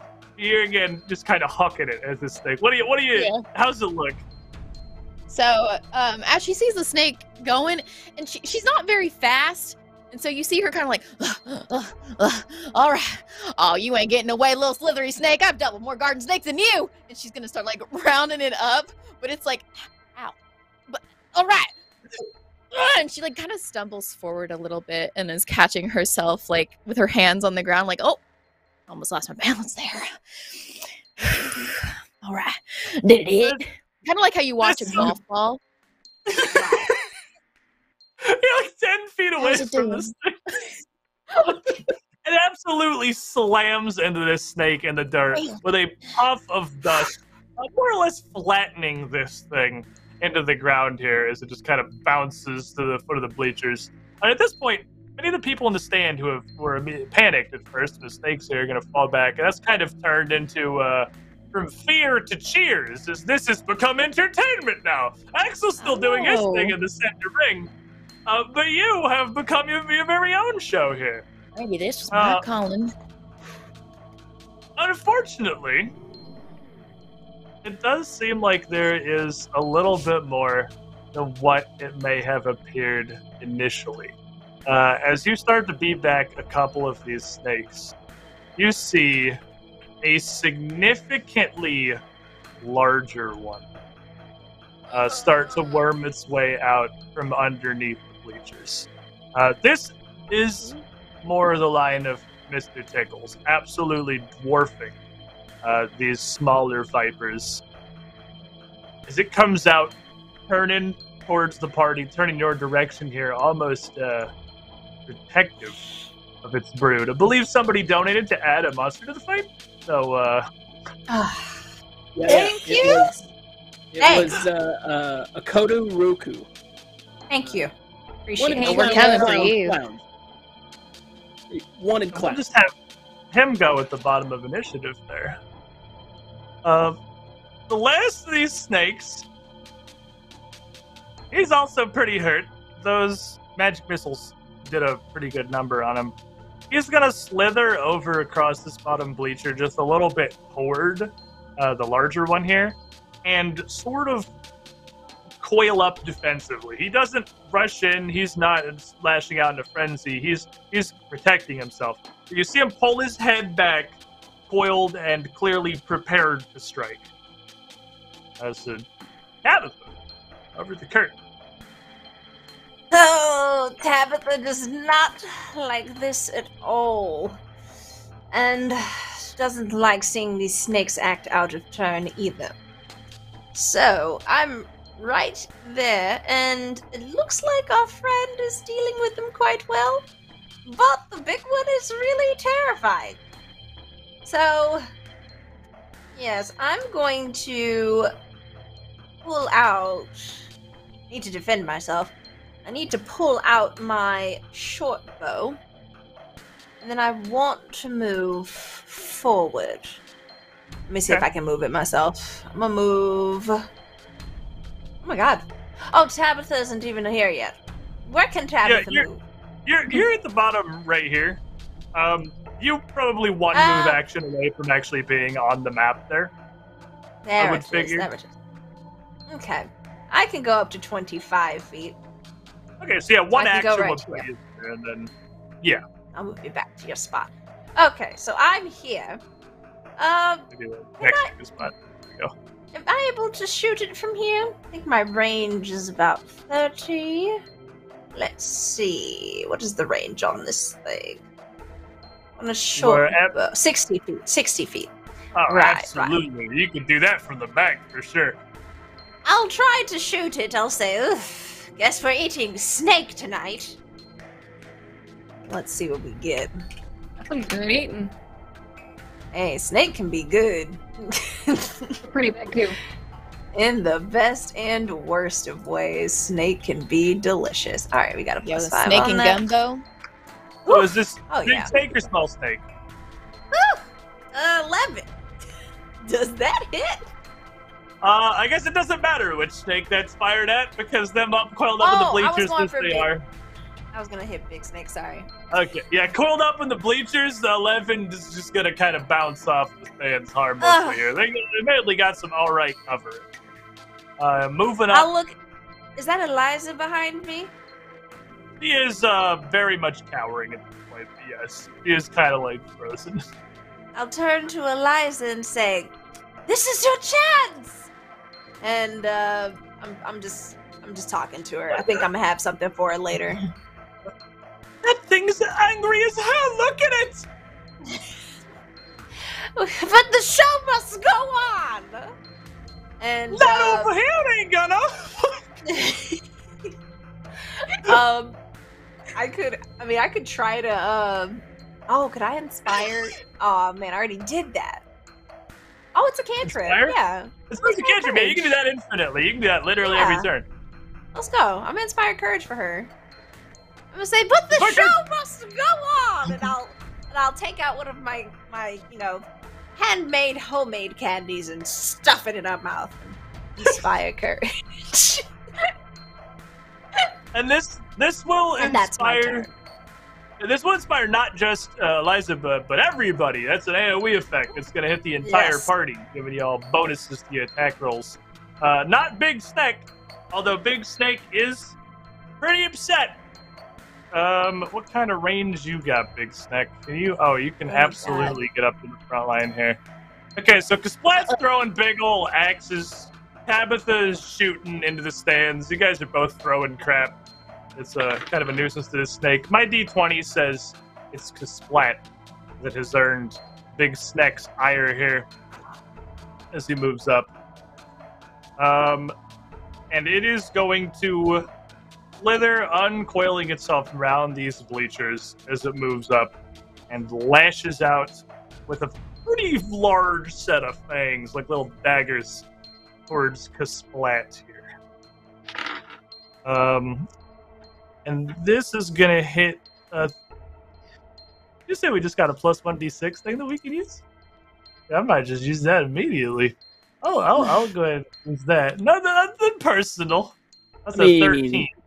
I'm pretty sure You I could can let do it. it. You could sit on it for a couple episodes too. You don't need to like. I can sit on it Well, until a horrible opening snack. situation and then do really bad stuff to you guys. Oh God. That doesn't Uh, hit. Plus a d6 from Okay, the. then it'll probably hit. Use your 13, d6 against it. I got a Why 6. not? I got a 6. It's Oh, a yeah, that 19 to hit you. Yeah, that hits. Okie dokie. So as you see this thing bite at 𝙎𝙀𝙀, who is still kind of large here, sort of seemingly a little bigger than usual. She's gotten back down a decent amount from the cupcake happiness, but still a pretty large dwarf. You are going to take 8 points of piercing damage. And this may come as a surprise, but it's a snake. I need you to make me a fortitude save, because it's not just the fangs punching that hurts. It's a bit of a burning pain that shoots out once it gets a bite on you. It should be your 3 saves, should be up near the top Oh, somewhere. it's underneath HP. Yep.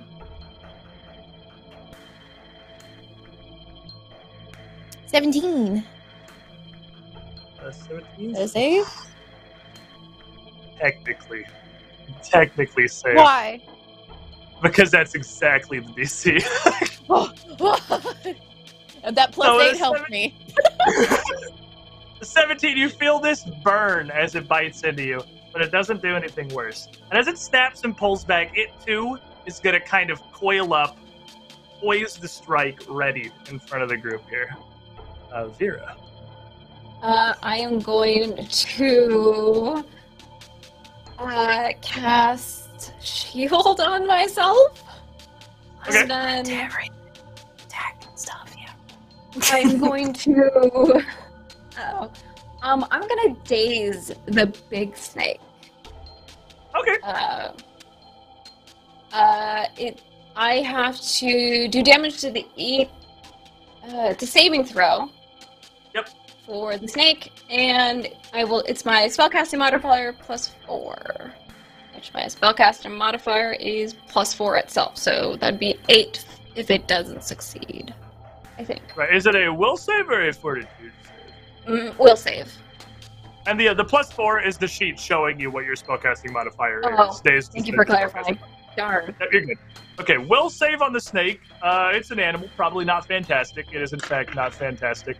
12. I believe mine is a 17.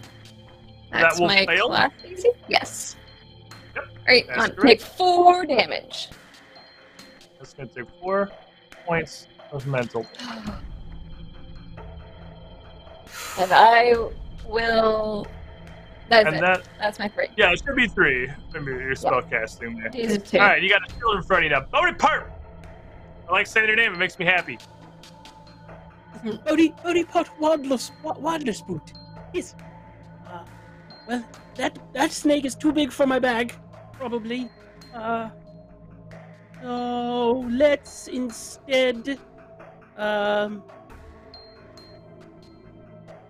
let's just bash it again. This time, I'll bash it with my staff. I'm right here. Why not? Bodhi kind of raises his staff and runs over and just tries to bonk this snack right on the head. Bonk. Bonk. So we'll see. Comes up here and tries to give it a So bonk. as you go to move up this snake, with this defensive position it's taken, you come up past 𝙎𝙀𝙀𝙀, it snaps out at you defensively, lashing out as a reaction from its coiled position. I don't like that.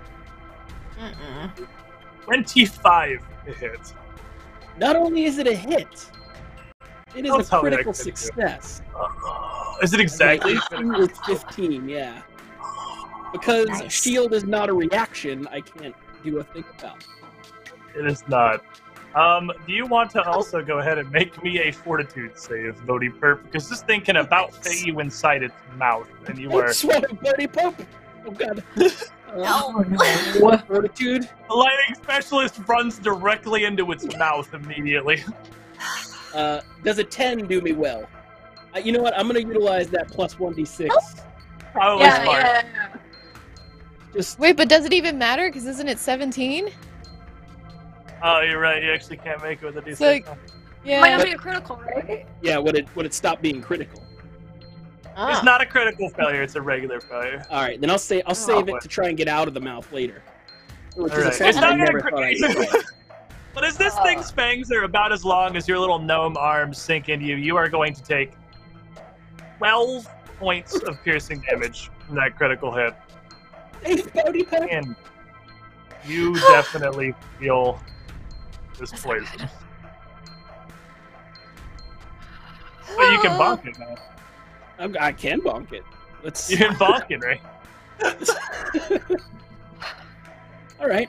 Yeah, 16 you on the wanted die. 19 to hit, or a bonk. 19 will hit. Hey, you get vengeance. All right.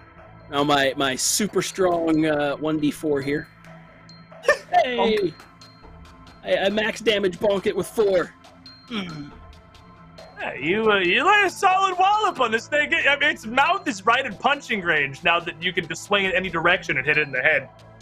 So that it just made your job easier, really. A solid hit. You have an action left, I believe. Yeah, I do. I might as well try for a second bonk. Hit it again. And because this is not an agile, I'm at a -5, right? Correct. Multiple attacks and 20, sir. Oh! First one!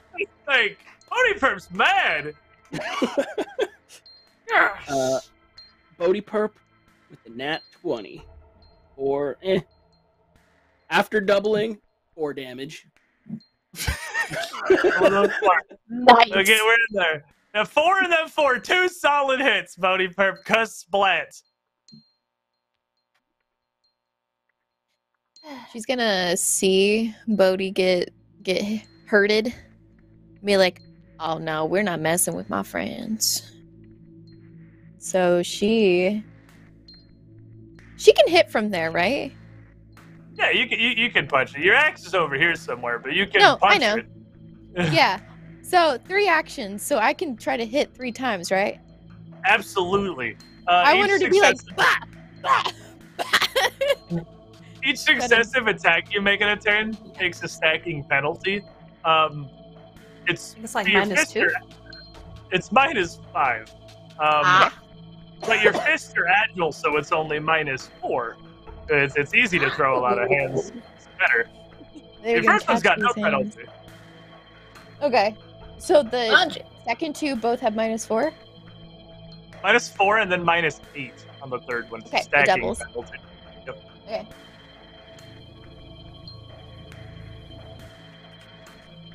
$21 for the first one. Ooh, that'll hit. Nice. 22 for the second one, even with the -4. That'll hit. +7. You're split bopping. You're literally 19. Please tell me. Because I got Let's go.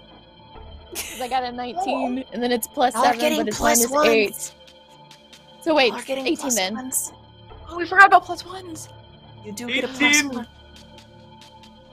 18 misses, but 19 with Okay. Tabitha's entire courage hits. You hit with all 3 of them. Throwing Baby, you hand. Alright, Yes. so 4 + 4. Where's my D4? God, that was useful. My favorite is when Bodhi Perp didn't die. Okay, I got this. I'm gonna tell you right now, what are you doing to this snake? This snake's got 6 health. What are you doing to this snake? Oh, this baby's dead. It's dead in my first punch then. You're beating it, but what's it look like? What happens? So, like I said, she's getting a little upset that her friend got bit at. And, like, she's little, but her friend is even littler. And so she wants to take care of those around her. And so you see her, like, flexing her muscles so big. Like, she's intimidating. And you just see her rounding it up and ready to, like Popeye. You know, like you see, like, Popeye doing his thing. She's very Popeye right now. And she's gonna, like, undercut it right underneath its mouth. She wants to send it flying. I'm sure you will, because you know what else you have? While you still are a little large and in charge here, you have +4 damage on your attacks. This baby's dead. My You brain just went did out now. 4 + 24 damage to this snake with your bare hand. Yikes. Suffice to say, after the extreme walloping, that As snake... it's flying, the she snake wants to look at Tabitha. Be like, that's dinner later. Oh, Pick wonderful. that up. Yeah. I got it. This third snake does not really want to be dinner and has some sense of self-preservation. And given the situation and the growing horde of incredibly angry circus folk, is absolutely just going to slither down under the bleachers, out of sight and away from being a problem. To the uproarious cheers of the crowd in the stands as you beat the crap out of this giant garden hose here. Completely unaware that this isn't a planned part of the act. And as you beat the snake down, you turn to see Axel taking his bow in the center ring, collecting his birds to head backstage. I think we, too, should travel for a brief moment backstage ourselves and take a brief break for the middle of the stream. That sounds like a good plan. What do you guys think? Yeah. How The about, show will go on. about a 12-minute break? That sounds good.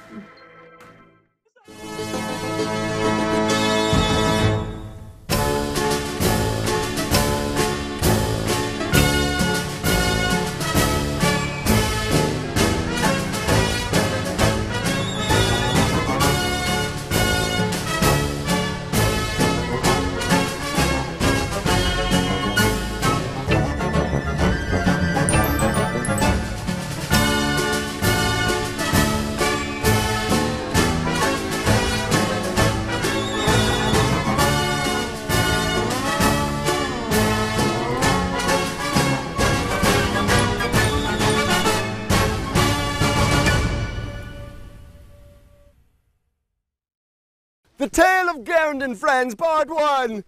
We were walking around singing songs, tra-la-la-la, when some bandits attacked us in throngs. What do? Oh, crowd kept them at bay till I sang them away. Teamwork, and we were walking in circles again and again and again and again. Putting this group together was a learning experience for me. For example, next time I do interviews, it will not be in a bar. Because when you're in a bar, you drink. And when you drink, you hire people who could play lute riffs behind their back, and not people who could guide you through unfamiliar forested areas. Guess which skill is more useful? Hey, guys, I know where we are. Oh, huzzah. Yeah, this is the tree we've passed 10 times already. You know, your sarcasm really isn't helping. Yeah, well, shouldn't you be able to talk to the trees or the squirrels or something and find us a way out? You know, I would, except your beastly stench is scaring away all the wildlife. I told you letting a druid in the party was a stupid idea. I told you. Yeah, okay, big talk coming from a wizard who doesn't even have a hat. Ah! You know what? It's not hard to get a wizard hat. Okay, anybody can do it. You just sit through enough lectures and they hand one to you with a little pat on the head.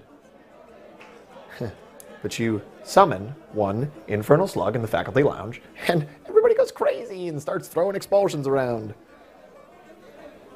I mean, who needs a stupid hat anyway? Guys!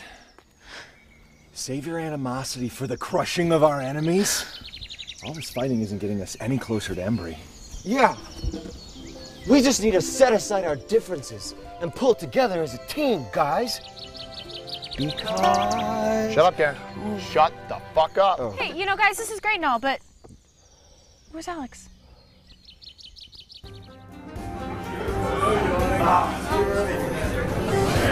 A woman like that, she'll turn my cucumber into a pickle. I don't know. It's like she's staring right in my soul. They're all the same. Drop them a few coins. So go over there and talk to her. I will talk. You don't think I'll talk to her? I'll talk to her. Like I'm afraid to talk to her.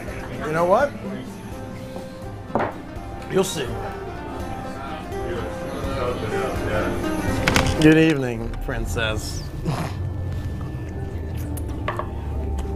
I got a barn and 6 goats with your name on it. Sound good, huh? Well, it seems we are lost for good. Oh no! Could it be we shall die in the woods? Maybe. If this is the end, then at least we're with friends. And we'll keep walking in circles again and again and again and again. Walking. Garen! Stop playing forever and ever and ever and ever! I'm just lightening the mood. This is how I focus, guys. Well, how I focus is by lighting things on fire. So it's gonna start with you and then definitely that. Okay. Chill. Let's just go. Just go. Go. Just find a way out. Nope. Come here. You're gonna die, Bart. You're gonna die. Get over here. No more music. No more singing. No more music. Ever. No. There's no theme song. Because there's nothing to sing about. Because you'll be dead. Oh, guys. Craig. No. Let me out of it. Come on, Craig. Oh, you monster. It's okay, guys. It's okay. I think I know where we are.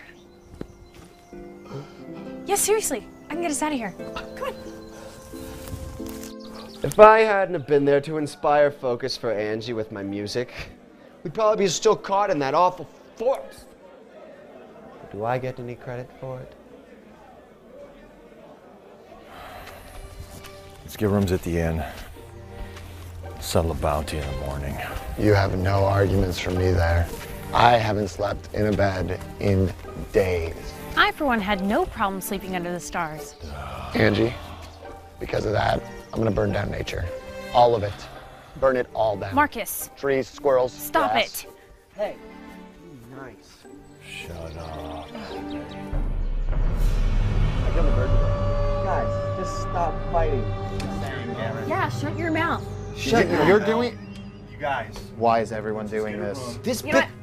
getting us. I don't care about any of you people.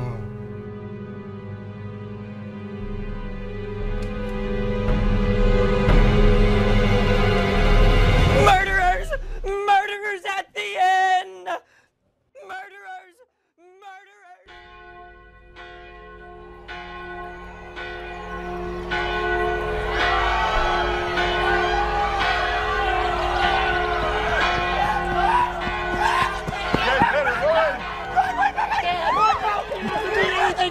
Thank you!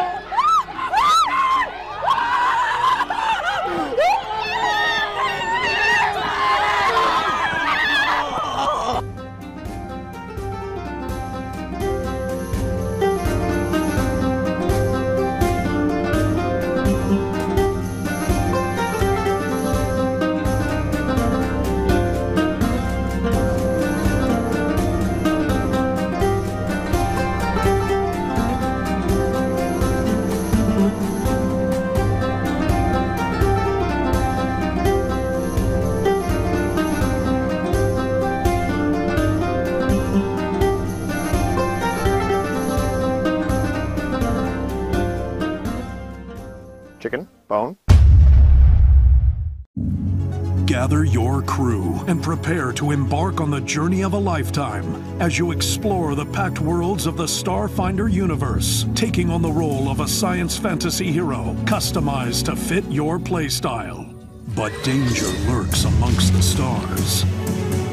Will you fight back with advanced weaponry and cunning tactics? Or will your hero wield the devastating forces that fuse magic and technology together to alter reality?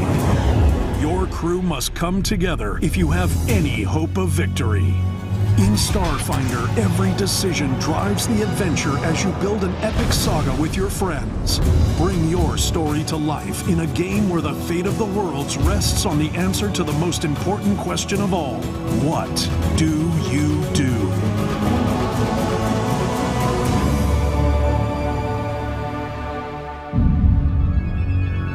Begin your journey into the Starfinder universe today with the Starfinder Beginner Box, now available at Paizo.com, your local gaming store, and anywhere else adventure can be found.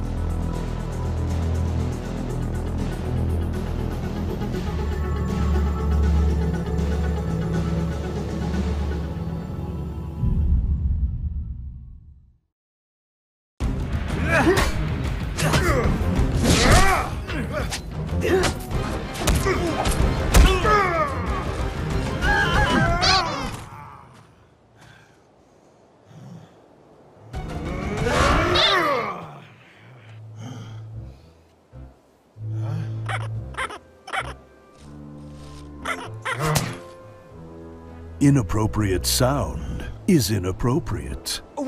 Don't let the action suffer from a lack of atmosphere. Let Sirenscape set the tone and bring your game to life. See? That's better. Journey to Sirenscape.com to download the app and make it the year of atmosphere at your table.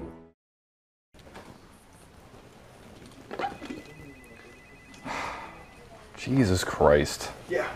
What's up? Oh, nothing?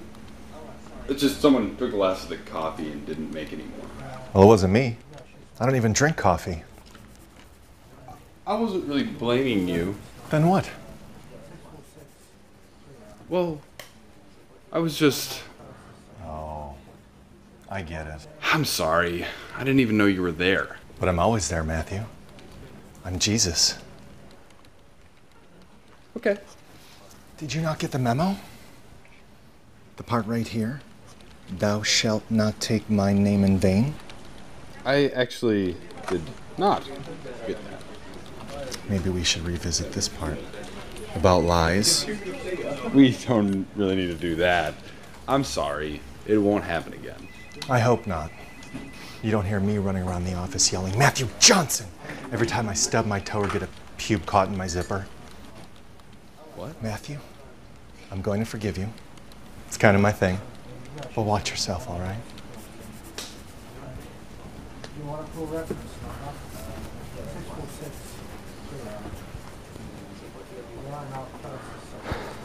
God damn it.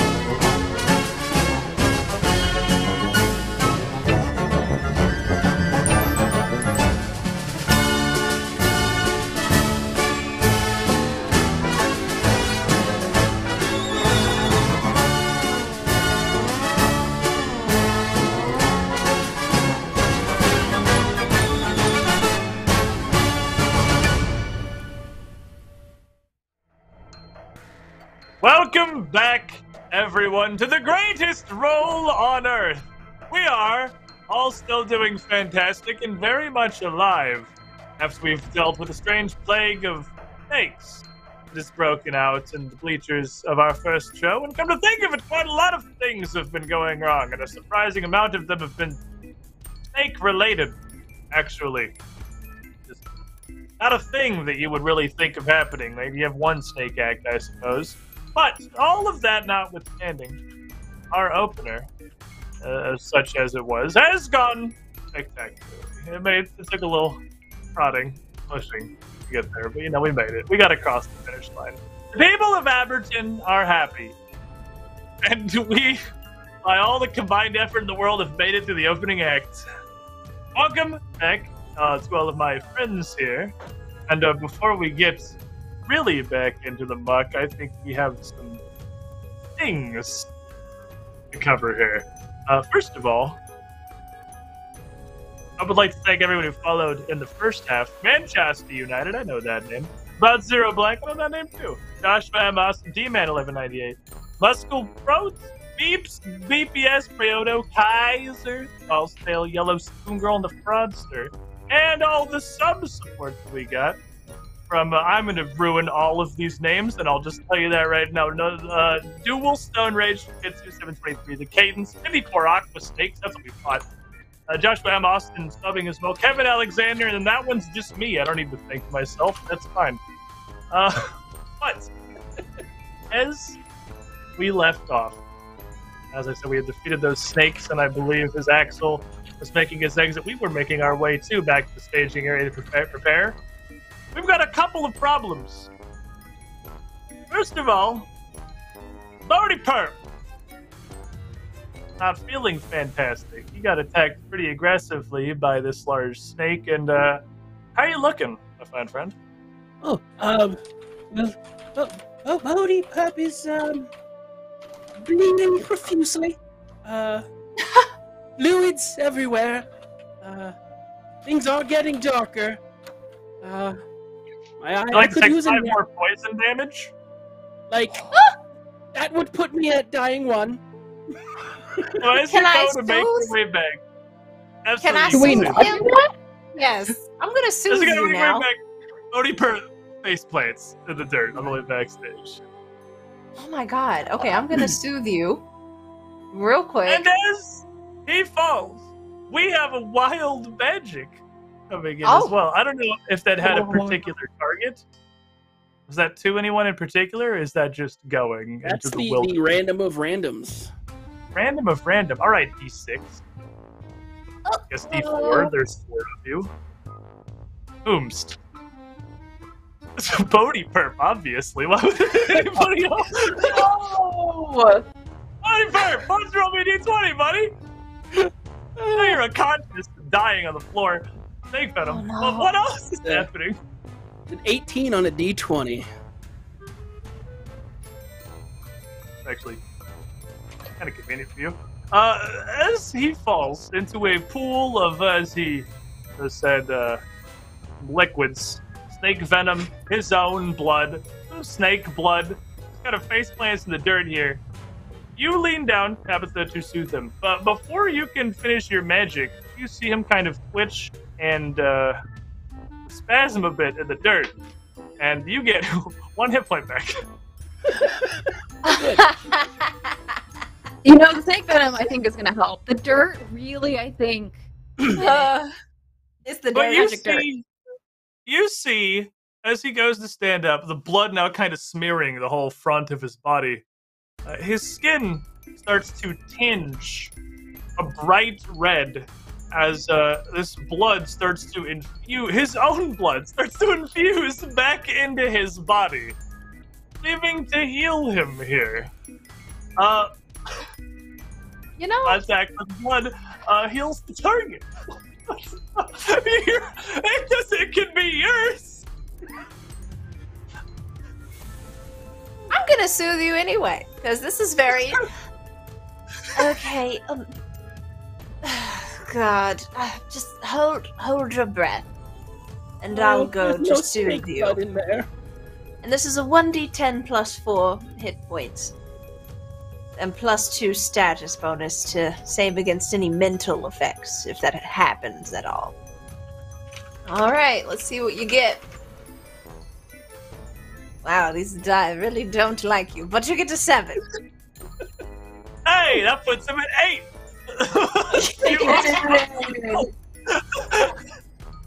I'll take it. Hey! Good news! Make a fortitude save, you're still poisoned.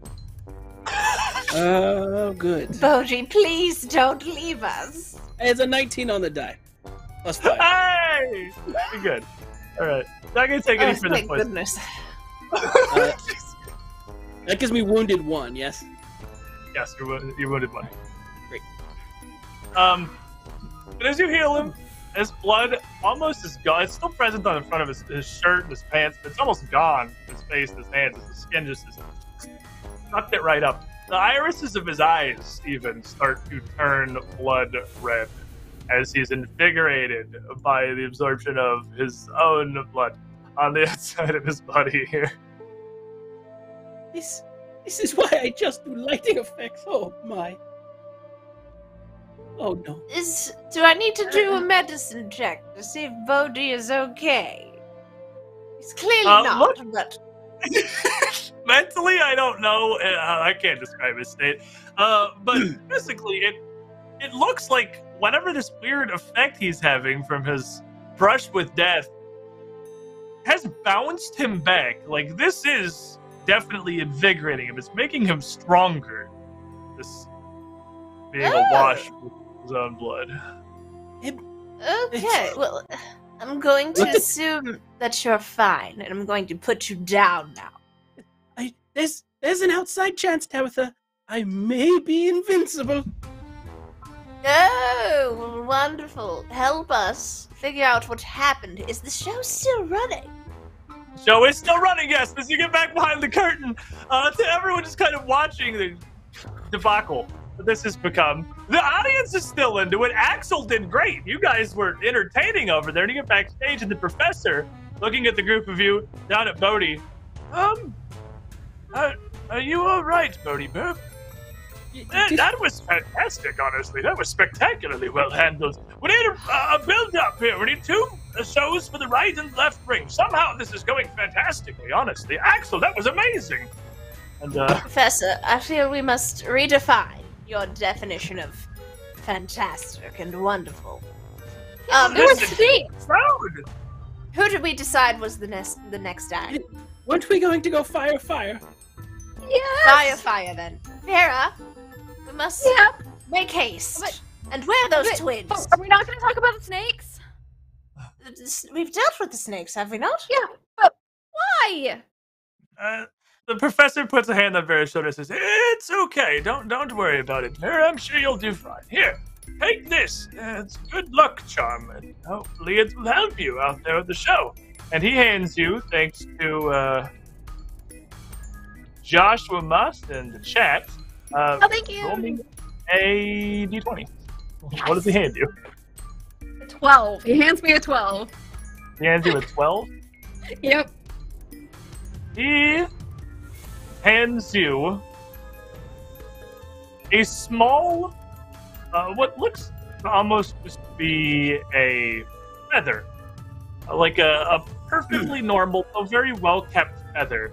The tip of its quill looking like it's been dipped in gold and traced around with very fine arcane sigils. And he hands it to you, smile on his face. It's blessed, by a real wizard. It carries good luck. Now, off you go. On with the show. Okay. It's kind of It just like stuffs it in her shirt. She has no pockets. And the flambonies. Oh, okay. A feather.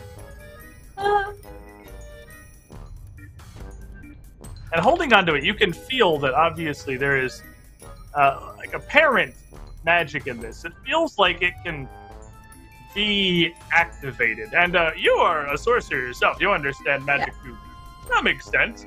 You actually can tell how just simply running your thumb down the shaft would pull out the latent magic in this. But if you had to wondering, Flamboni's sisters and to the other. The show must, in fact, go on. What is your performance here, Vera? I am going to get the fire. They're like fans that you dance with, basically. They have like lights on the ends of them, and I'm going to light each of them very carefully, all manually. She doesn't do any magic for the fire performance. Takes them and just starts fire dancing on her own. As you start to perform this on your end of the ring, the Flamboni sisters on the other side are as well starting to get into their act. Anya and Junia each lighting up a trio of torches individually, juggling them, facing away from each other at opposite ends of the ring.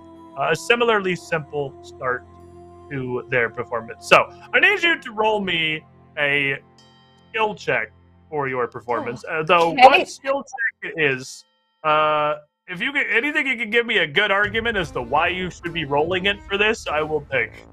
I use What do you want to performance? use? That would make a lot of sense to me. Performance will do. Here, I will do it in not manually because I do not trust my own dice right now. Can Bodhi Perp help with like dancing lights to like augment the color of lights and flash and just elevate it a little bit? Yeah, you can certainly illuminate the ring a little bit. If she's going to perform, I would let you also attempt to take the aid action, and you can roll a perform check as well. I got a 4, but it's a +7. Yes, we're at 11. Yep. You have a 1d6 too. Oh, I'm 1d6. Wait, I'm 1d6. +2. So I got a 13. 13. All right, we're making progress. Help. Dirty 20. 30-20, you successfully aid here for another bonus. And through all of these bonuses combined, we just got Vera to the passing grade here. And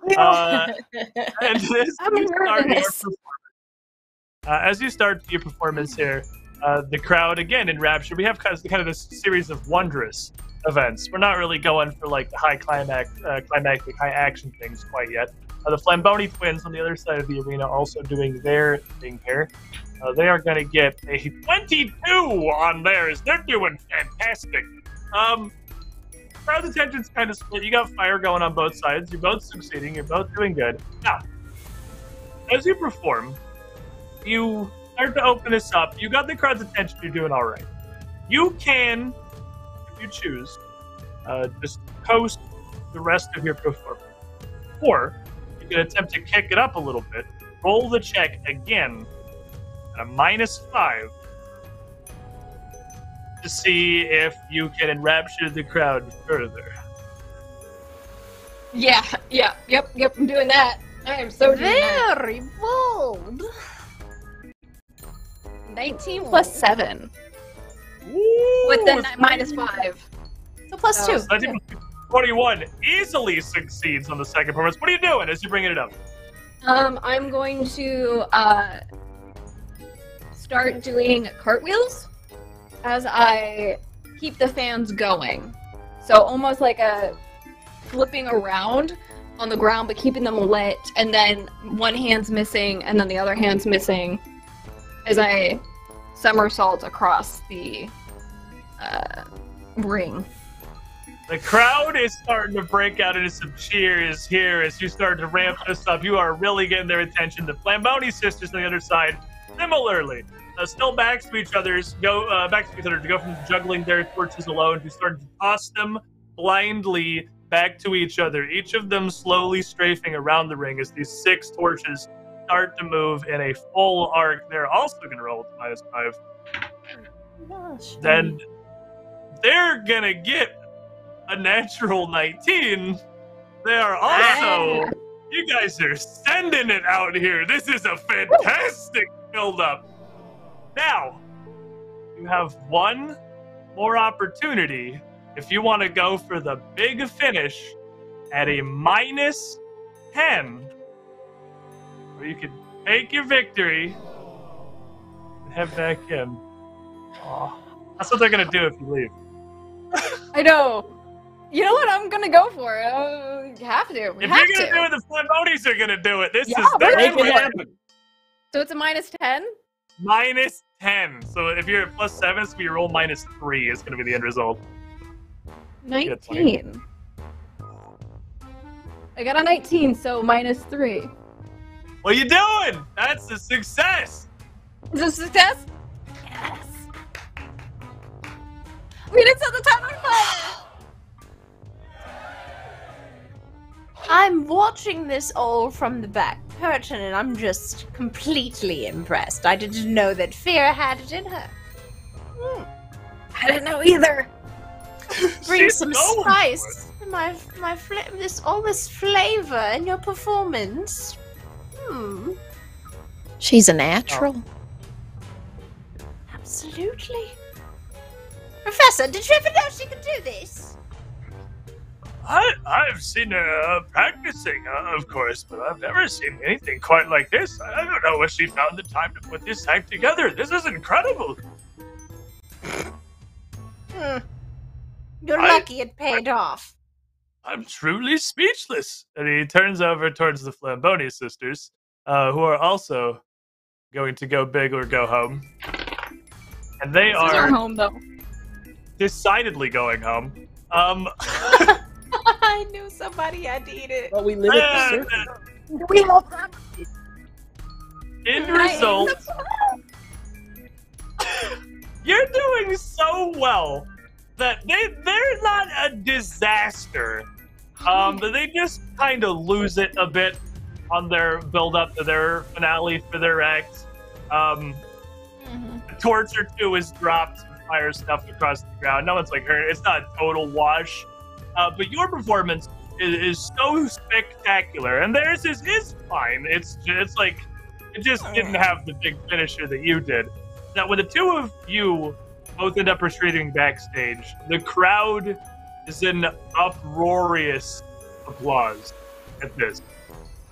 This opening night, you know, ringmaster death and snakes and everything else notwithstanding, is everything you could have ever hoped for. Again, minus all of the terrible things that are happening so far. And you come back to just gobsmacked basically for performers. Eliza absolutely in shock. Holy crap, it's amazing. The professor looking at Vera like you're growing a second head. Nobody has to take this. Vera vomits on the side from nerves. She just empties her stomach. Constitution not so great. Yeah. Oh, Don't ever vomit from your greatness. You are wonderful. Good. Good. I get my smelling salts. I crack it over her nose. Relax. Thank you. Okay, I'm good. I'm good. I'm good. We're good. And she vomits again. Oh my god. I'm good. There's nothing left. Too many buns. All right, our last act. Where are they? Professor puts up his finger. Well, the main event, and then we still need all 3 rings for the finale. But this Mordain comes walking up at this point. Yes, yes. Sounds like you've done a fantastic job warming up the crowd for me. Thank you very much. I'll enjoy this almost half as much as they do. And turns to her halfling Clarence. Prepare my things. And he kind of puts up a finger to correct her. His name is Cletus, and he calls him something different almost every time she addresses him. But thinks better of it. It gets a couple of the roustabouts to start preparing her tank for her almost kind of Houdini-esque escape performance. And Professor, well, I suppose we need a main event, and he just sort of looks to the 4 of you. Put in your hands, Mordain. Yeah. She's confident. That's fine. Absolutely. Don't choke. Is it just? I kind of really want her to. We're worried about. Do we need more for the other rings? For the finale, we will. The main event is all eyes on the center ring. But once she's done, we'll need 3 acts to fill all of the rings simultaneously. Well, my count is off then. I think we're one act short. He turns around. What do we have? We have the throwers haven't performed yet. The Flamboni sisters. Eliza, if we can get the snake together. What about you, 𝙎𝙀𝙍𝙀𝙎, You could perform. Well, I mean, I can bend some stuff. Can you grow big again? How did you do that? I don't know if I can just do that on command. Well, when I get really hot, like, from anxiety, it happens. So I'd rather not if I don't have to. That's fair. But I'm still very strong. Yeah. I could throw bonbons at the crowd if. Oh, they would. That's a fantastic finale event, honestly. Do you have the cake? You can make that happen. Yell at Axel. You can make some pies, and I can throw them in the faces of people. I like this idea. That's a wonderful act. Very wonderful. We'll smother our audience in my wonderful pies. They'll have no choice but to love them. Yes. Honestly, it's a blessing to be smothered in your food. Little chef, my mouse will come and I'll say, go grab everything. All of the spices. Everything you need. Okay, thank you. And we'll start gathering food. As you're doing that, Mordain has her tank prepared in the main ring here. This massive glass box on a small wheeled platform that several of the roustabouts roll out into the center ring. And her in this long white gown that trails behind her, split down one side as she comes up, gesturing to the tank and doing her little performative opener indicating, along with the roustabouts, they prepare everything, the numerous locks and chains and latches upon its top as they go through an almost exaggerated, laborious process of trying to open all the different latches and seals that remove the lid of this thing.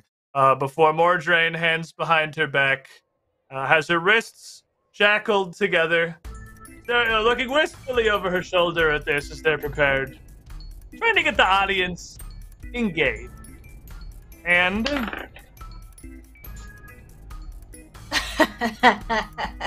the natural one. So, I know it's bad for us, but Ash is very excited for this. I see. This is going swimmingly.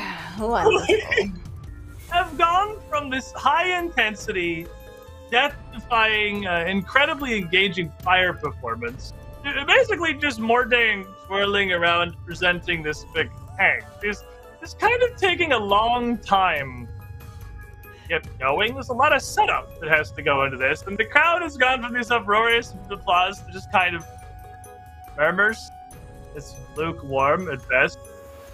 And Mordain's not dumb. She kind of picks up on this, sort of carries herself up here, lowers herself down in the tank, and then has the lid closed and sealed over her. As she goes through her hands behind her, this whole act of, oh no, I'm stuck in this tank, looking back and forth, backing up and pressing her hands against various parts of various sides of it, looking out into the audience as if distressed as she starts to try to undo the locks of the shackles behind her, the -5.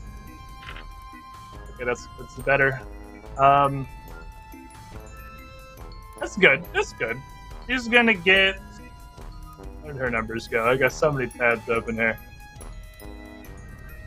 4, so 16. So she is going to succeed on this second one.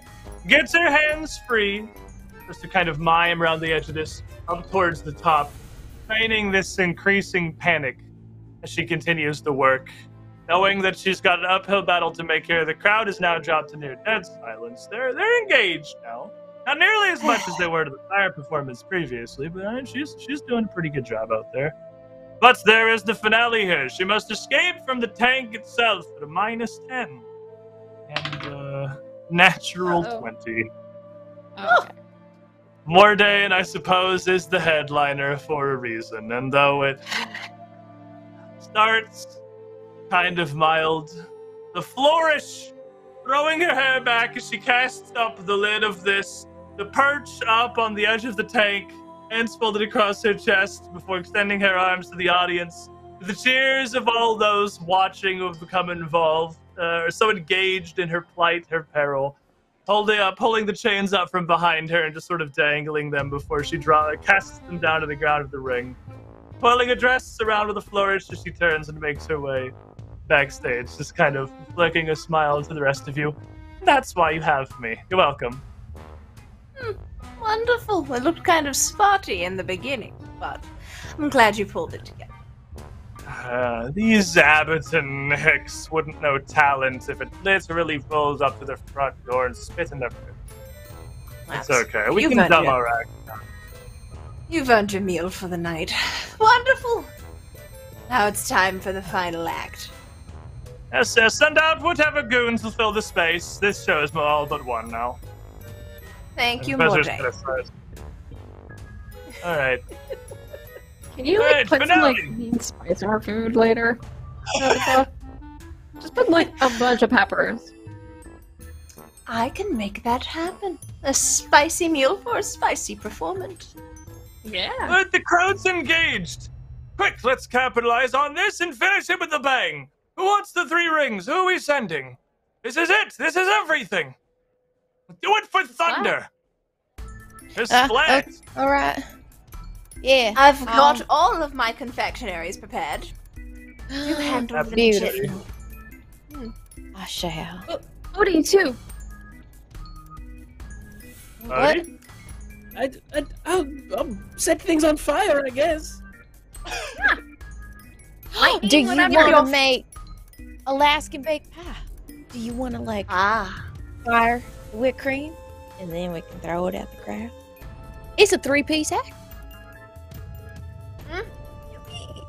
Only not a flaming light the pies. Only light the pies. If you light any of my bonbons or my beignets, I will have your head. I will too, because I like to eat them. Like a flaming meringue, if you will. Yes. Exactly. That's something we can do. And if it doesn't work, I'll always get a flaming meringue. Yes. Oh, there is no if. It's going to work. It must work. Confidence. That's what we like to see. The 3 of you take your places in the rings. The crowd is already cheering. The main event is past. Now this is the finale. This is the great party that sends out the circus. People are already starting to leave their seats and mill about, coming down to the bottom of the bleachers and cheering, almost forming a denser crowd around these rings. There's the 3 of you. It really is a combined party throughout the tent. It's the great send-off here. Who wants to go first?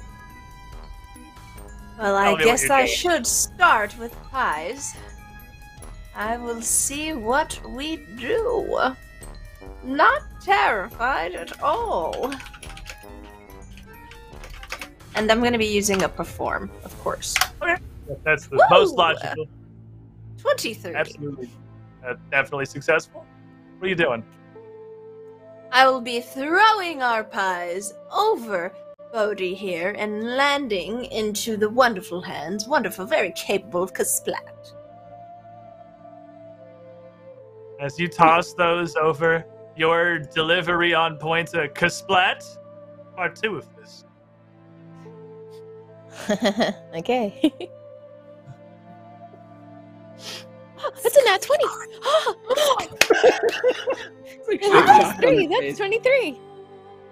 Yes. Okay, so she's going to very gracefully, like this hulking woman is like a gentle ballerina right now.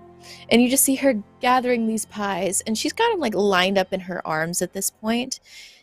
And she's going to carry them over to Bodhi, who is going to light them on fire. And I hope my nat 20 helps me not catch on fire. With a natural 20, you critically succeed in your performance here. So not only is the audience gathered around the outside of your ring beyond enthusiastic, people literally clamoring in front of each other to see what is going on here, to be, well, potential targets for this. They have thrown their cares to the wind for the fun that is taking place. They are fully invested at this point in a circus of wonders. I think we've had back-to-back. Don't throw your cares, throw money. Thank you. You have to eat it that way. Don't just stuff it in your mouth. Bite it gently. Only for You contributing it. What are you about? Using produce flame, I guess, because that makes the most sense, or prestidigitation, whatever. I'd like the meringue to flame, like, as it's falling into their hands, and then poof out when they catch it, kind of thing. But my question for you... Okay. Bodhi Perp Walderspoot is circus-born. He's been around things like clowns that throw pies his whole life. Could he, for this role, lore circus? Or do you want an arcana? Or what do you want here? If you're using magic to light these, I would absolutely let you roll arcana. As a matter of fact, I would even let you use a magical attack roll if you wanted to for this. Well, they're all the same number. Alright, well, dealer's choice, I suppose. Alright, and here's where Bodhi Perp ruins the nat 20 run. Okay. You can do it. 15 on the die, plus 7, 22. And easily successful. Successful just on the die there. This 3-piece pie-flinging, meringue-burning fiesta that we have created, just kind of off the cuff here, is an absolute smash hit with the crowds. You've got the families from Abberton, their children up around, all excited about whatever's going on, thrilled to be up close and see all this going with the show and to get treats as a part of this. The question, you've got, like, you can all tell you clearly have a successful circus at this point. But that doesn't stop you from pushing the act if you want to make a further check here at the -5. I mean, we're doing pretty good. We are doing pretty well. We'll start with you, Jared. Well, it's Thunder's Memorial Show, I guess. Let's see what happens. Hey, 16 on the die, but going to utilize an additional 1d6 just for fun. Wonderful. So, said and done, I am at a 27 before any penalties or whatever you do. So yeah, -5 for being your second act to be a 22, which is an easy, successful addition to the performance here. As you continue going, even though the show is winding down, the thrills of the crowd are only increasing. Splat, Tabitha? Let me trust my true die. What did Bodhi do? He made it more fiery, I assume. Yeah, like, they have flames colors spouting now. everywhere. Pink and purple, whatnot. I'm going to roll and see what we do here. Oh, 15. Okay, wonderful. That's 22 with, pluses and whatnot. 22 definitely succeeds. We're doing it. We're just pushing this, and it is absolutely working. We're the greatest roll on Earth. It is the greatest roll on Earth so far. This is going fantastic. So what are you adding to this, then?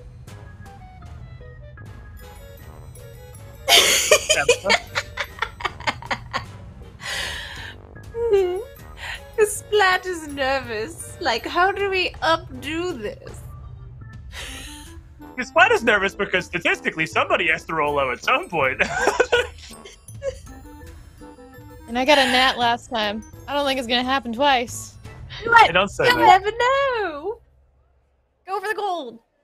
Anything's possible. You believe in yourself. Wait, what did you add to the event? That's actually very good. I'm glad you asked. So I had Little Chef bring out all of my sweet spices, and we made a cloud of just every beautifully smelling thing you could think of. And I improvised a new dessert right on the spot. And I call them sin buns. They're delicious. They're gooey. They have all different types of sugars and laid in layers, and you can unroll it if you want. You can bite into it if you want. It's a crowd favorite already. You see Kasplat just... Absolutely. Okay, is it my turn? If you want to push, you don't have to push. But if you want to, it's your turn, yeah. Clearly, we're gamblers here. What about you? I'm so scared. Till we get burned anyway. Is it -5? -5. So that's 15 then, because I got a 17 -5 + 3.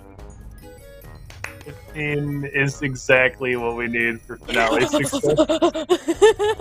It's right there. Everyone succeeded Kasplat. How do you round this off? So Kasplat's gonna step off of her little podium, and you're gonna see her walk up to like the little crowd right here, and there's people sitting there. Yeah, she's gonna detach the bench, lift them up, put them on one shoulder, and then do the same to the bench right next to it. Lift them up, put that on her shoulder. And she's gonna carry them around to the new desserts. And like lower them so that they well, there you go, first class. The crowd is 10,000% into this. And as you present this brand new dessert, the combined efforts of the greatest minds of the Circus of Woodwood Wonders here, the rest of the roustabouts and the performers backstage start to spill out from behind the curtain into the area. Sort of one massive final hurrah of bowing and waving, saying there goes everyone who performed. The Featherfall 5, you can see back at the curtain, their younger children just watching through huge smiles on their faces. Their parents looking a little more distressed, but you're not sure their kids know what has happened before the show quite yet, because they just look like they're having a fantastic time. The group of you, against all odds, the power of just rolling good consistently, have managed to turn what could have been easily a complete disaster into a fantastic opening night here at the show. It is no question the people of Abberton are absolutely enamored with your circus. As a matter of fact, it's almost difficult to extricate yourselves from the crowd here in the aftermath of this, considering it is becoming a literal feeding frenzy of, we call them sin buns? Sin buns. Yes. Sin buns. All of the children of the town are here, having the greatest night of their lives. The adults, also having a fantastic time. Smiles on every single face as people slowly start to filter and trickle away from the crowd and back out towards the main awning, the edge of the grounds, and back to their homes. The professor is the first to approach the group of you.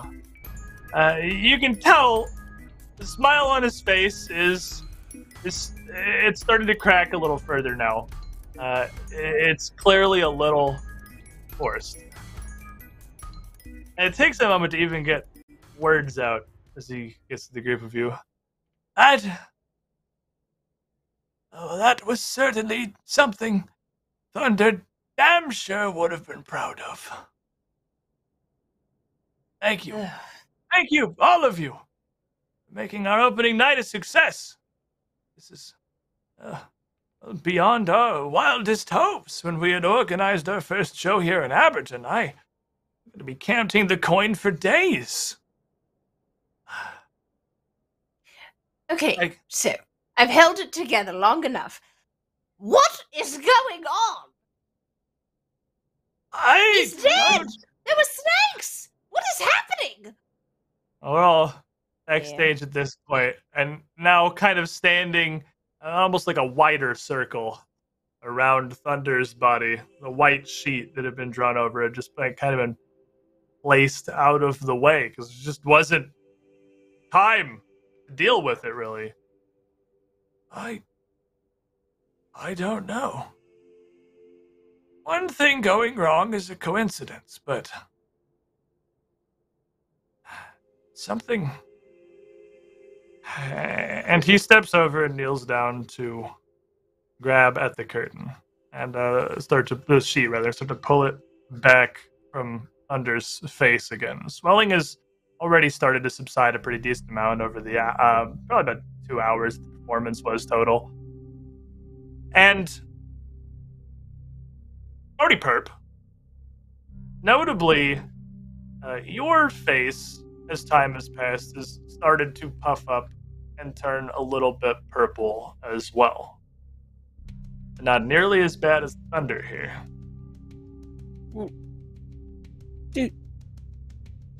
Do I have the goblin pox? Did I catch it from... Wait. Oh, stay back. On. Wait a minute. Let's think about this. Let's Is that not freak out. Goblin pox? Does Thunder have the source? Yes. Do I recognize it as Goblin's pox? Thunder does not appear to have the sores next to his mouth, nor does Odie Perp. And Eliza shakes her head as well. I don't think that's goblin pox, huh? You got bit pretty bad by one of them snakes. A viper that big certain has some pretty potent poison. So you think bit by the snakes? Sort of looks over at Thunder, and the professor sort of shrugs. I don't have a better explanation, but how? Does he have any bites? Can we look his body and see if there's any bites? Yeah, absolutely. You can check over his body. The four of you, as you go to sort of look him over, he's up in his ringmaster attire. He was in his costume. He's got quite a few layers on. So you're gonna need to pull away his vest and kind of like dress him down a bit to be able to look over his body and see. And as you do, you notice that his legs are so swollen that the only way to get his pants off is to cut them off of his body. They can't be removed. I'll rip normally. them off. And because Splat just rips those right off, revealing incredibly obvious plethora of wind punctures across his calves. Nearly a dozen pairs of these bites to immediate casual observation. My goodness, if I didn't know any better, I think these were mosquito bites. I think these might be snake. Anybody want to make me medicine and or nature checks? We could have people do both. Or either. Yeah, give it a try. Untrained nature 19. You don't want mine, I'm sorry. On which? Me either. Both things. Yeah, 12. I would have leaned towards medicine. Odie Perp 19, untrained medicine. Splat?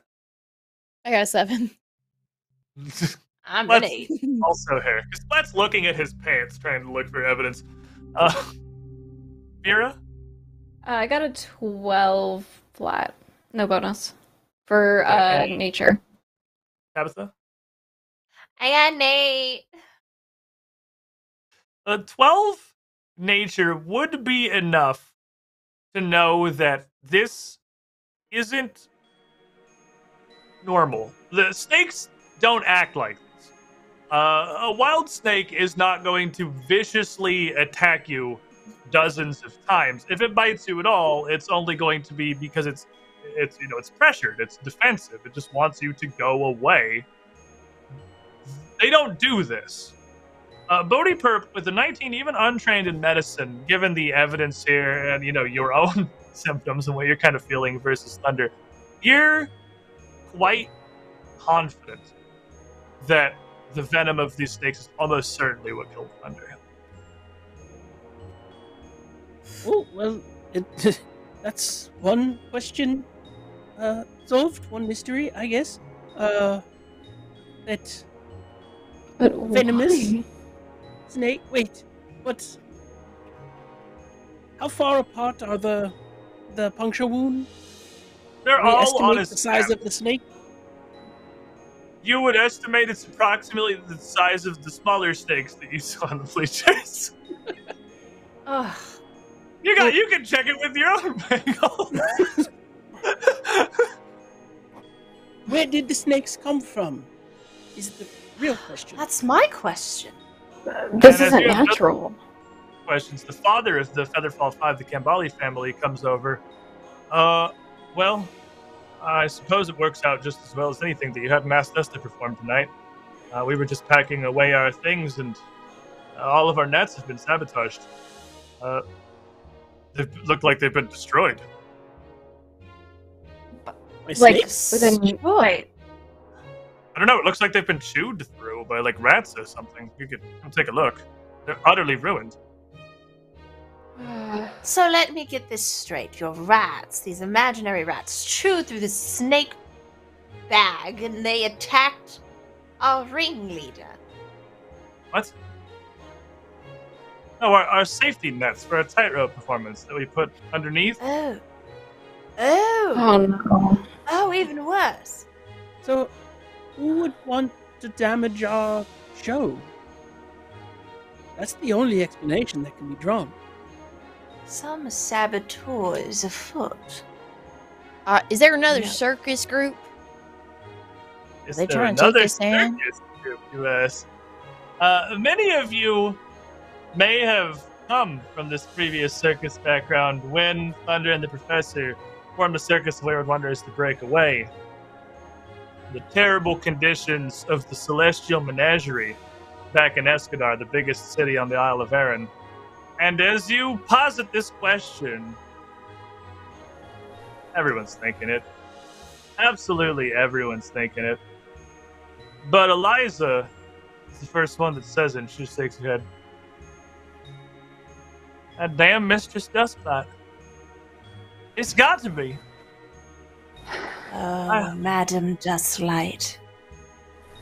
He was a terrible but fierce feline.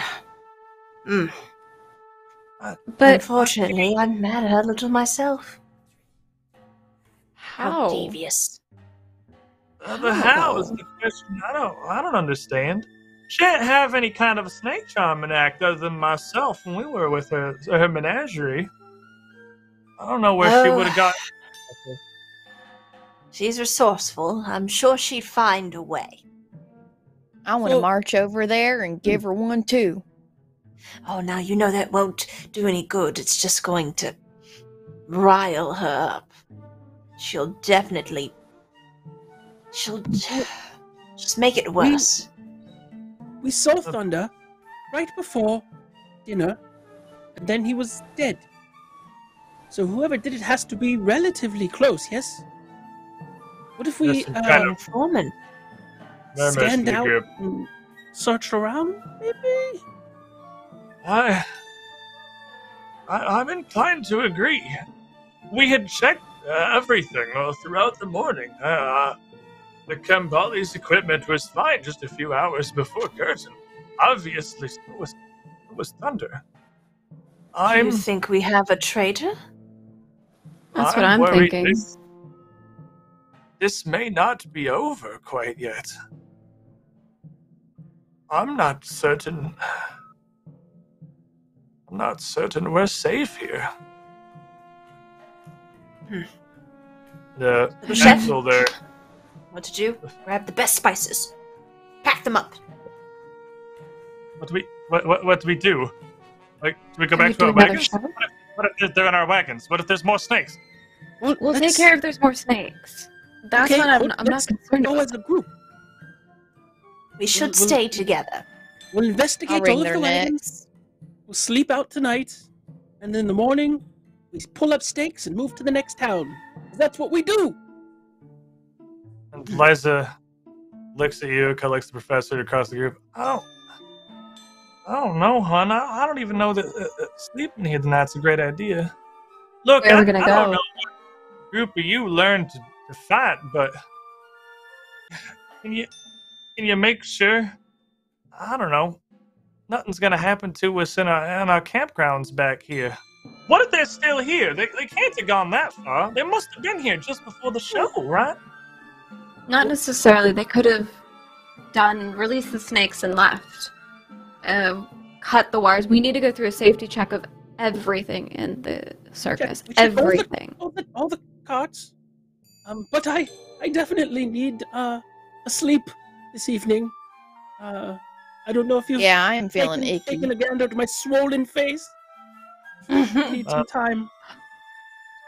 Liza just kind of winces. I can touch you up a bit, hon. I know a bit of field triage back from my ranger days. I was never too good at fighting, but and it's exactly the kind of stuff that I used to have a lot of practice treating. Come here, sugar. Have a seat on this crate over here, and I'll see what I can do.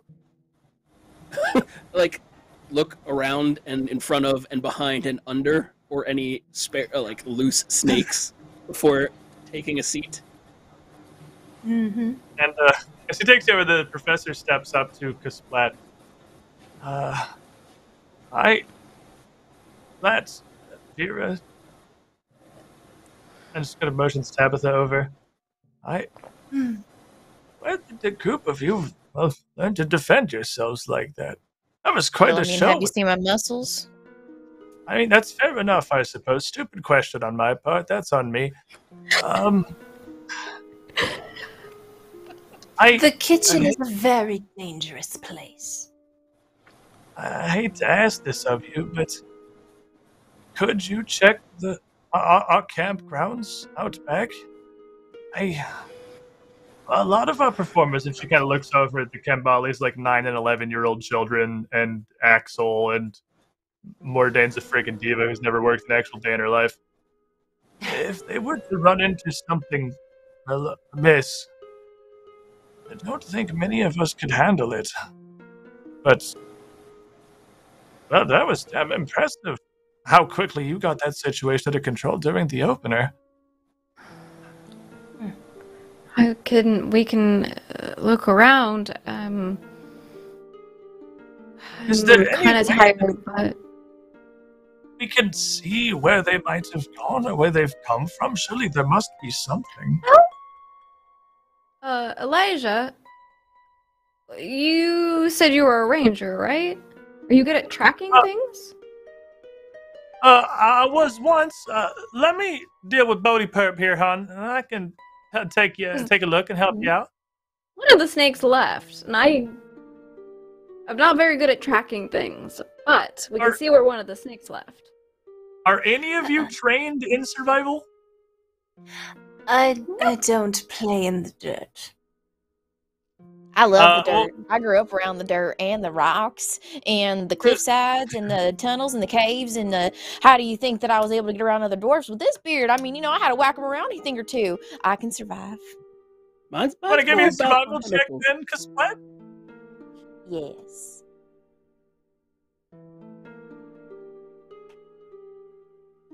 Oh, baby, that's a 24. Ooh, one off critical. She's super survival. Looking around the area where Myron had been stricken, and the back area of the this staging area, you can see tiny little prints when you get down and look. Even with all of you and all your roustabouts moving around backstage, they're interspersed through everything. Tiny little three-pronged triangular feet. They're rat prints. They're a jillion rat prints. And interestingly enough, it looks like it was a fairly impressive number of small rats, but it looks like they moved near in unison. They came in under the southeastern edge of the tent and kept behind boxes and crates and under carts and well out of sight, looking like they were almost a single unit as they traveled around. Their footprints obscure basically anything else that you could really see, plus everyone else as they've been backstage for the few hours during and now after the show here. You're gonna see Kasplat like on the ground. She probably didn't need to be, but she's on the ground and kind of going through the dirt. And she's on all fours on her elbows. These rat prints. We got a rat infestation. So we have rats and we have snakes. Chef, did you bring your friends? They're horrid. Ugh. But how? well, there's nooks and crannies and things, and they came behind the crates. So, I mean, they were just hiding from us. But organized? They must have Cheeky had little buggers. Is there a rat tamer that was in the other circus? A rat king? King of rats. The menagerie would not have any animal acts like that small. You know, they have a lion tamer, and they would have a pair of trained gorillas, as well as what the menagerie was named for, which is just a big show of extremely exotic animals, like azadas, which are angelic half-snake women with huge feathered wings. You know, I would have had a pair of massive hill giants that served as 14-foot-tall clowns. They would have their own menagerie of things akin to Mr. Tickles, some reptiles, but not rats you would know of. And Bodhi Perp, as Eliza treats you, you would get a sick roll. You would get 12 hit points back, and she would remove your wounded condition as she treats you while you were looking this over. But the questions here are really only piling up. Clearly something is extremely afoot. And given many of your fellow performers, it seems like you four might be the only ones who can really safely investigate it. The perpetrator could still even be here. Perhaps a mystery to be solved next week, I think. Oh no. Oh, we did it. But absolute banger of an opening night as far as the people of Everton are concerned. Fantastically successful show. Absolutely filling the circus's coffers. Not to do the math on how much money it actually made later, because that was way more successes than I thought you guys were going to get. Why the sad trombone? I clicked the wrong horn. Sorry. Very sad that we got a lot of money. A lot of money. He hates We money. did so good. You guys did it was a fantastic salvage. Thank you, all of you, for being here again. I am Squiiddish, Jim, and host of the 2 Perception Show. You can find me at 2 Perception on Twitter, youtube.com/2Perception, with a whole bunch of Pathfinder 2e content. I also do a bunch of variety streams on my own channel. Let's go around backwards style for all you fine folk over here. We'll start with Jared this time. You guys probably know Jared. Oh yeah, start with me. I'm Jared, the real Gopshite here on Twitch, a variety streamer, Los Angeles-based cinematographer, director of photography, and producer and co-creative head at the DAT Network. You can find me here or anywhere on socials at @JaredHoy, just like it's spelled below me. Yeah, that's the only other thing I want to say is this is the second series premiere this week on the DAT Network. We have one more this week on Saturday, Kings of Dirt, which is an apocalyptic 2D20 system game. So come on back for that. That's it. That's me. Yeah, I'm Sam. You can find me Monday through Friday on my channel. I'm currently streaming Final Fantasy XIV, but that's twitch.tv/Seum, Seum. Or if you want to catch me in more D&D content, Thursday mornings at 10 a.m. PT, I'm on twitch.tv/CantripBreakers, and then Thursday evenings at 3 p.m. PT, I'm on twitch.tv/CaptainRobear. Or if you are on Apple Podcasts or Spotify or things like that, Forgotten Paths, I'm in an amnesia campaign, learning who I am bit by bit, and episode 2 just launched. So, yeah, that's a me. Red Ash. Alright, I'm Ash. I go by Arcane Faith on pretty much everything. I'm a Twitch streamer. I play a lot of video games, play a lot of horror games, which is always fun. D&D, TTRPGs, now Pathfinder, which is amazing. I'm loving it. And so you can find me pretty much everywhere. Instagram, Twitter, TikTok, things like that. Wonderful. Hi, I'm Chelseabytes, and I played Tabitha, your catfolk bard. You can find me on Twitch, where we play video games, and sometimes we hop into roleplay as well. I love Pathfinder Bunny, and that's really cool that you said that. You're doing an amnesia campaign. I'm literally doing one offline, too. That is wild. So fun. It's so fun. Yeah, we started with a clear character sheet. We had no idea. Right. Only our DM. Oh, Awesome. We're not doing amazing things like that. I'm on YouTube. I'm on Twitter. I'd love to meet you guys. Thank you for having me. And thank you, everyone, for hanging out for our premiere of the greatest roll on Earth. Thanks to all of you. We had such an absolute banger of an opening night. Hopefully, we'll see you all next week. Stay with us. I think we're going to go on a raiding adventure off into the TTRPG metaverse of Twitch. We'll see you next time, friends. Good night, everybody.